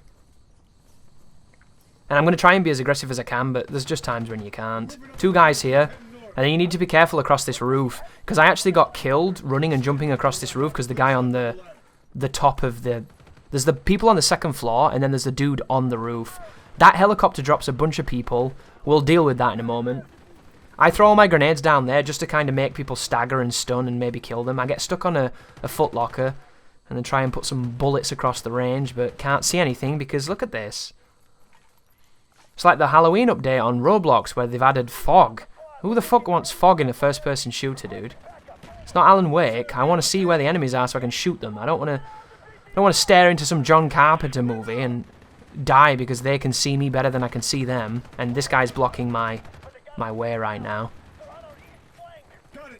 He moved. There we go. You can tell I'm a very patient man, can't you? And it's because I had to repeat this a couple times because of the checkpoint, and it made me a bit frustrated. But how do you feel about the checkpoints, guys? Do you think there should be more of them? And they could ramp the game up to be even more stupid with how quick it kills you? Or do you think there should be less checkpoints and the enemies should be more realistic? And I say realistic, be more generous. Because I feel like in a game like this, they could make it so that the enemies react on a certain amount of delay, depending on how they see you. And then when they do react, they're very dangerous. And I just don't think that they've ever really done that, have they? Instead, they've gone for the whole... Oh, they react immediately and then they put you down. Like, dead. And I think the game that kind of changed that was probably Black Ops 3. Because on Realistic, the enemies seemed to be a little bit more passive. And then the moment they started attacking, you were probably dead. And I did prefer it. Because for me, I like the idea of going into a room and killing everybody before they shoot. Because my aim is so practiced and I've got so monstrous at it that I can just go buh and flick between them all and empty a room and make something that looks amazing. And that would just never happen in this because you need to spend hours learning a sensitivity when it's a new sense, and the sense in this game feels really weird. And I mean, it wouldn't happen in this anyway because frame 1 you're view kicked, frame 5 you're dead. This is good though. Do you see this fence here? The enemy can't seemingly shoot through it, so they don't even see you as a target, so you can use that to kill people for free, which is kind of nice. There's not that many opportunities where you find that, but when you do, you should use it, because this is another segment here. If you don't push, there's a lot of enemies that keep on piling out of these doorways. And I didn't try testing whether or not they do it indefinitely, but it felt like there was way more than there should be. So I would recommend being as aggressive as possible, moving up the left-hand side here. I also dolphin dived just then because I changed my bindings.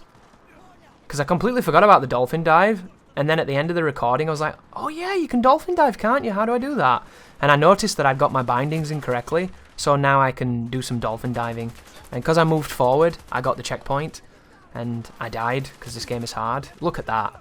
How do I win that gunfight when my gun is so far in the sky I can't shoot back? And you might wonder, were you pulling down then to kind of counter it? You bet your ass I was. But it doesn't matter. They're too accurate and the view kick is too strong. Couple of guys on the roof here. There's a grenade coming my way. He's on my team. You need to be careful here because the enemies will run past that guy on the door. They'll run past Weaver and they'll shoot you. I died in this doorway twice. Because you just don't think, do you? Just like, oh, they won't come in here. They bloody do. Couple more spawns on the door. And you'd think there'd be a checkpoint on this windowsill coming up, but it's a bit later than I'd like. So if you get to this window and you just run past it thinking that you've done that sequence, you get instantly killed. Because there's about 4 guys in here, and they're very accurate. I mean, look at that. That's the difference between a human and a robot. Like, a human would have to be predictively pre-aiming that. And even then, they wouldn't react that quickly.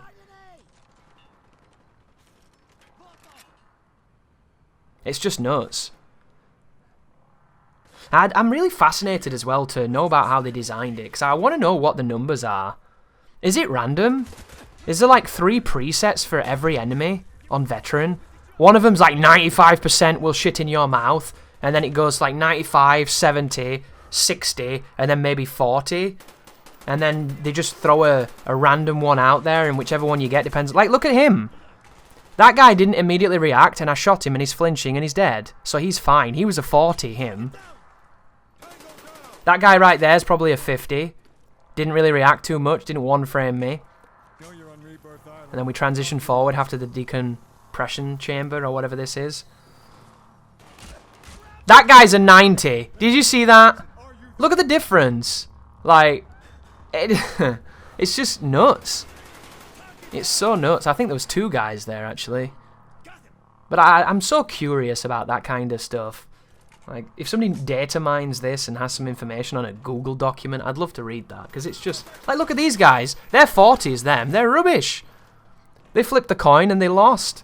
Whereas that one guy... That one guy's trying to impress Ninja. He's currently sending him his CV so he can do a dual com. It's just fucking weird, isn't it? Just beamed. But this is the final level in the game, this one, ladies and gentlemen. We're coming up to the... I say the final level. The final level's the underwater, you know, Bond villain base, but that level's really short, and it's pretty tough as well. This is the zombie area again. We're coming through it again as a different character, because it's going to be showing a bit of an epiphany that's going to happen with the storyline. It turns out that Mason is actually Kaiser Soze. I saw it coming, personally, but I didn't expect the Darth Vader being the father thing. That was cool. This is interesting. There's a box in here. Hey, look at that. They've got a grenade launcher on a 74U. That must be a Modern Warfare 2 player, that one. And then you come over here, and there's a bunch of guys that run across that doorway and come into this room. And if you shoot them early, they turn around and introduce you to the concept of perfect aim. So try not to do that. Look at that guy. That guy's a 90. That guy's a 40. He's terrible. He needs to be sacked. That guy's also a 40 then. I think his AI's changing dynamically. Is that my guy on that door? It's a bit misleading, isn't it? Oh no, it's a dead guy. And then we transition to the Rusalka, the number station. And then we get gifted to another one of these interesting flying sequences, which I quite like this part as well. The movement's kind of weird, but it's very fun wrecking a cruise ship, you know? It's like Speed 2. It's not a great movie, but, you know, wrecking cruise ships is cool. But shoot all the targets that are emboldened in yellow, and then we'll be getting onto the hull and doing some shootery. And I'm going to be using a Mach 10 or a Mach 11, depending on which one it is in this game. An Ingram, if you played Mad Max, Chuffinell. Max Payne. Mad Max doesn't use an Ingram, he uses a sawn-off shotgun. And he fires pennies because he's got no shells. Right, here we go. What do we got here? Some guy that we need to protect. Lots of choppers. It's all kicking off. Pretty disorienting, isn't it, a little bit? But if they were to remaster this game, or one of the older games, it'd be really nice if they'd go back in and add some features. Like, if you could pick your loadout, and pick your attachments, and pick your perks for the campaign missions, that would give it so much more life. Because you could have a lot more fun with some of the resiliences that they afford you. You know, it'd be so sick to be able to have a build and beat the game with a certain build and like do levels with stupid setups and things. It would just give them so much more life. And they could add the leveling schemes that they've got, you know, in like zombies, and make it all cross cross-platform and cross-play, so that you can get progression across every mode and stuff. Like, it would just be really, really fun and unified, because there has to be people that play Call of Duty for the campaign and that's it. You know, as strange as that sounds to the multiplayer hardcores, like, there must be people that just pick it up for that experience and maybe rent it for the night and then send it back and have a really good time. Because if you think of what Black Ops 2 and 3 did with their campaigns, they gave you a bunch of challenges to do. You could unlock camouflages and attachments for the guns, and you could have all kinds of different setups. Like, Black Ops 2 and 3 pretty much mastered a lot of those carrot on a string elements for the campaign. And Black Ops 1 was before that, so of course it doesn't have those features. But if they were to go back into this, the thing that I would love is, I'd love some sort of progression for the single-player guy who wants to replay the game but doesn't have an incentive. I'd love to see hit markers as an option to be turned on, because it needs to be reworked. I'd really like to see the features that the sequels had with choosing your equipment and what you start the levels with, because I just think that that's superb. It would be really nice to see a new difficulty. You know, add a new difficulty. Make it interesting and unique. Like, can you imagine if there was a randomizer where the enemies were randomized, and instead of taking on a bunch of jobbers on this boat, it's just 20 helicopters? You know, 2 tanks on a boat, who cares, you know? Make it fun, make it silly. A bunch of Viet Cong people in non-Viet Cong places. But I wonder if they, you know, we don't think that our brand should look like that. Nowadays, it's, you know, the brand has to make money, doesn't it? You'd have to, all of that can't come with the remaster. You've got to buy the old version and then buy the DLC. You have to buy several microtransactions to qualify for hit markers. You know, it's ridiculous. If you don't buy the battle pass, you don't get the campaign progression. It's also just exploitative and predatory. I hate it. But there's a lot of things they could do, you know. Idealistically, they could increase the graphical fidelity, go back and rework the textures and everything and make it super beautiful. They could change the hit detection and make it so that your bullets work, because this game is weird for that. It's not. I never felt it on console. I don't know why. I don't know what the difference is there. I never had memories of it being shitty. Interesting. That is a horrible iron sight. Look at that. Talk about shitting on the Uzi, right? Uzi in COD 4, iron sight's kind of weird, but I like it. Uzi in Modern Warfare 2, very similar iron sight. This gun, horrible. Modern Warfare 2019, horrible. Like, how do you fuck this up? Get that red dot immediately, Chris. Pick that one up. Enough of the iron sight. The iron sight sucks. Am I really going to go with that iron sight? Terrible. What am I playing at? Cook the nade. Guy there, guy there. I died a few times here if you're wondering why I cooked the nade. Those guys didn't shoot me then because they weren't 90. They were on 40. They were chilling out. On decaf, apparently. Wallbang that guy with the Galil. This room coming up is pretty tricky. It's quite big. There's lots of avenues and they spawn quite a lot of enemies unless you push forward. So what I'm going to do is I'm going to push towards that number 2 cabin on the balcony on the left on that walkway, on that catwalk. And then we're going to wait near the door because if you get rushed, you'll just die. You have to pre-fire and hip-fire the doorway quite a lot. And I'm going to pre-nade as well, a decent amount. Just to try and, you know, disincentivize them from pushing forward. See that spawn? Look at this. I don't know how I lived just then. If I'd have not stunned that guy with those shots, I was dead. I used the flashbang and it doesn't flash the guy peeking because video games. Flashbangs are super useful, but I would recommend that you save them. That guy pushes forward, doesn't see me. Put him down with some hip fire. Guy just over there somewhere. Peek the corner, see the guy. Pepper him down. Guy just shooting through there, can't quite hit him. Watch out when you go in this room because there's always one more. Oh, that guy saw me. That's a 90 right there.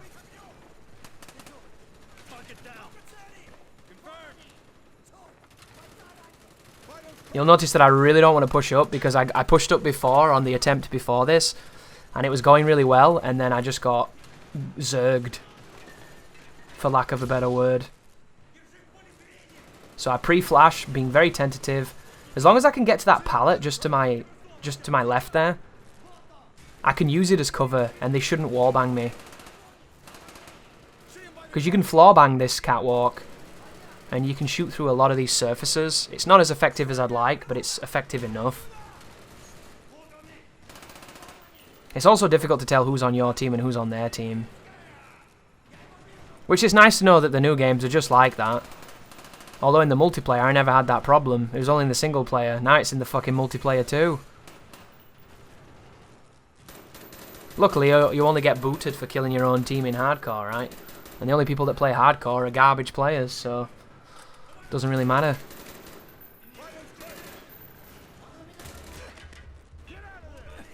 Look at that though. That guy was on, wasn't he? That guy was coming straight for me. It's interesting as well, isn't it, the hardcore playlist and the people that defend it. So, I don't know any good players that play hardcore willingly. I just don't. I never have. And there's a few reasons for that, guys. There are certain elements of Call of Duty that elevate the skill ceiling. One of them is map. If you understand how to do heads-up play, if you look at your map and you can use it, and you can see the information quickly while maintaining a good view on your gun and on the world, you can become a much better player than a person who neglects their map.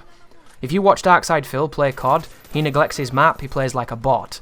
You watch someone good, they're using their map the whole time because it's constantly feeding them information. What happens in hardcore? They turn the map off. You immediately cut off the huge skill ceiling of using your map as a heads-up player. So immediately the barrier of skill is lower. Then the next thing, every gun kills in a bullet, right? Every gun kills in 2 bullets, which means that aim doesn't matter because you don't have to track. It means that gun recoil control doesn't matter because you don't have to control recoil because you kill everybody in a burst. And then on top of that, so not only have you got no map, no skillful map reading heads-up play, no skillful aim or recoil control, every gun's the same, doesn't matter what you use, everything's unified. And then on top of it, most of the people that play hide like pussies because there's no fucking map and they die in a bullet. So you have this trifecta of shit players hiding. And yet people will try to tell you that hardcore's the way the game's meant to be played. And that's not even mentioning team killing, because fucking team killing is just ridiculous. Like, it's just... Talk about taking the skill out of a game.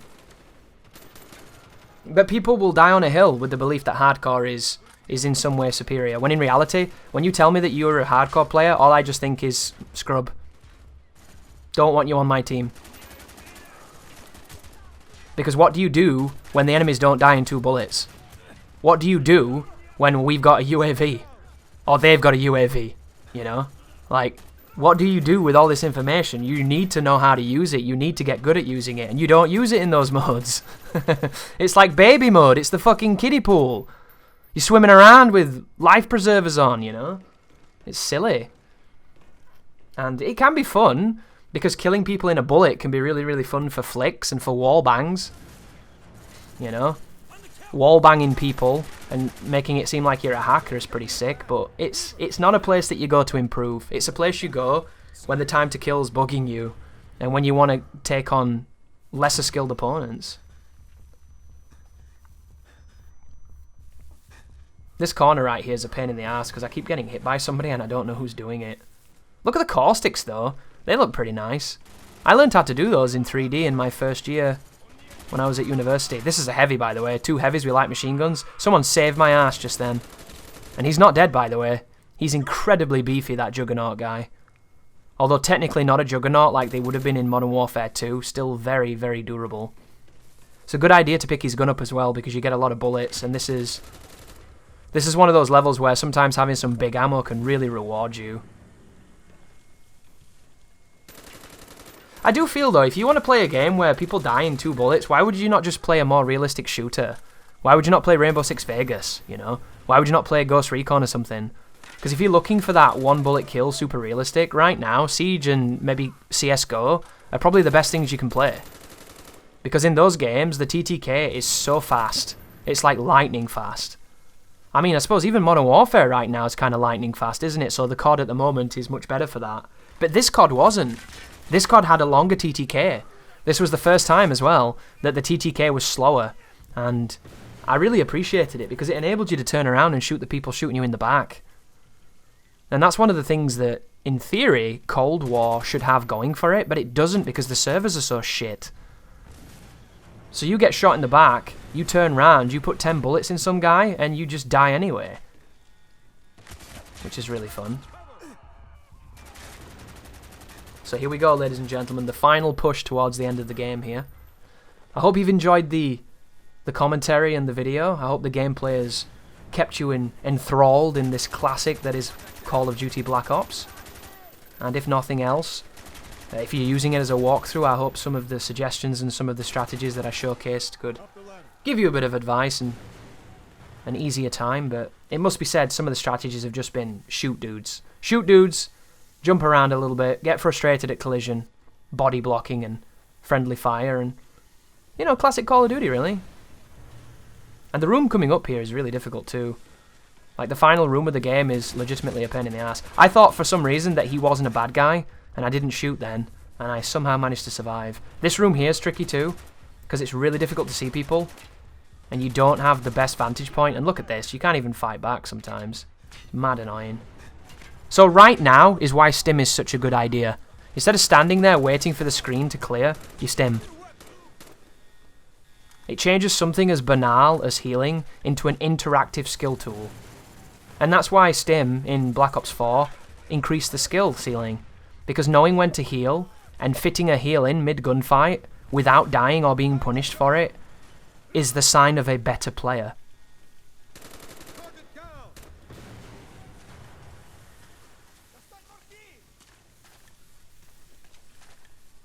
But looking around here, there's a drum mag on an RPK there, which could be good. This doorway spawns a few people, and if you're unlucky with the screen shaking ridiculously right now, you can get view kicked into oblivion, but it looks like either they've not happened or they're dead. So there's the transition of me dying, running up here. At the top of here, there's a couple of armoured guys, and every time I did this super aggressively, I just got murked on this balcony, so I'm just going to try and pre-aim some of these doorways. I'm going to do my best anyway. And hopefully it works. This is the final gunfight of the game. After this, all you're going to do is choke the last guy. In a cutscene, basically. But yeah, ladies and gentlemen, this is meant to be a bit of hype for the new Call of Duty and the new campaign and the zombies and the multiplayer and everything. And if you want to see more footage of new modern Call of Duty and see how it contrasts, I think this is the perfect video for a reference for you. Because this is where COD has been, you know, this is where it's come from. This was 10 years ago. We're now 10 years later. We need to see where it's going, and we need to see whether or not it's going to give us the hope that we have for it and that we deserve for being loyal fans and for wanting the series to improve and to flourish and to go back to some of the things it was doing good and to do new things and boldly step forward and develop into what we all know it can be when it's not trying to be something it's not. But thank you for watching, thank you for listening, and my Patreon crawl at the end is going to be thanking the people that help support the channel. You're amazing, and I don't get to say it enough, that without you, the channel really would be a graveyard. But we're not quite at the end just yet, as we've got to run cinematically through this sinking station, as the camera tilts and shakes and splashes us with the ocean, and it's all kind of crazy and lit and glowing, and then we're swimming towards the surface in a very Michael Bay-esque moment of sinking boats, exploding underwater, in froths of flotsam and jetsam, while ducking helicopters and snowmobiles and a million fridges and the Xbox Series X and everything else. And then we get to surface, and then there's gonna be the actual end. So, yeah, thank you guys. Thank you for supporting me, believing in me, and enjoying what I do. You take care now. Mason! It is over. We won. For now.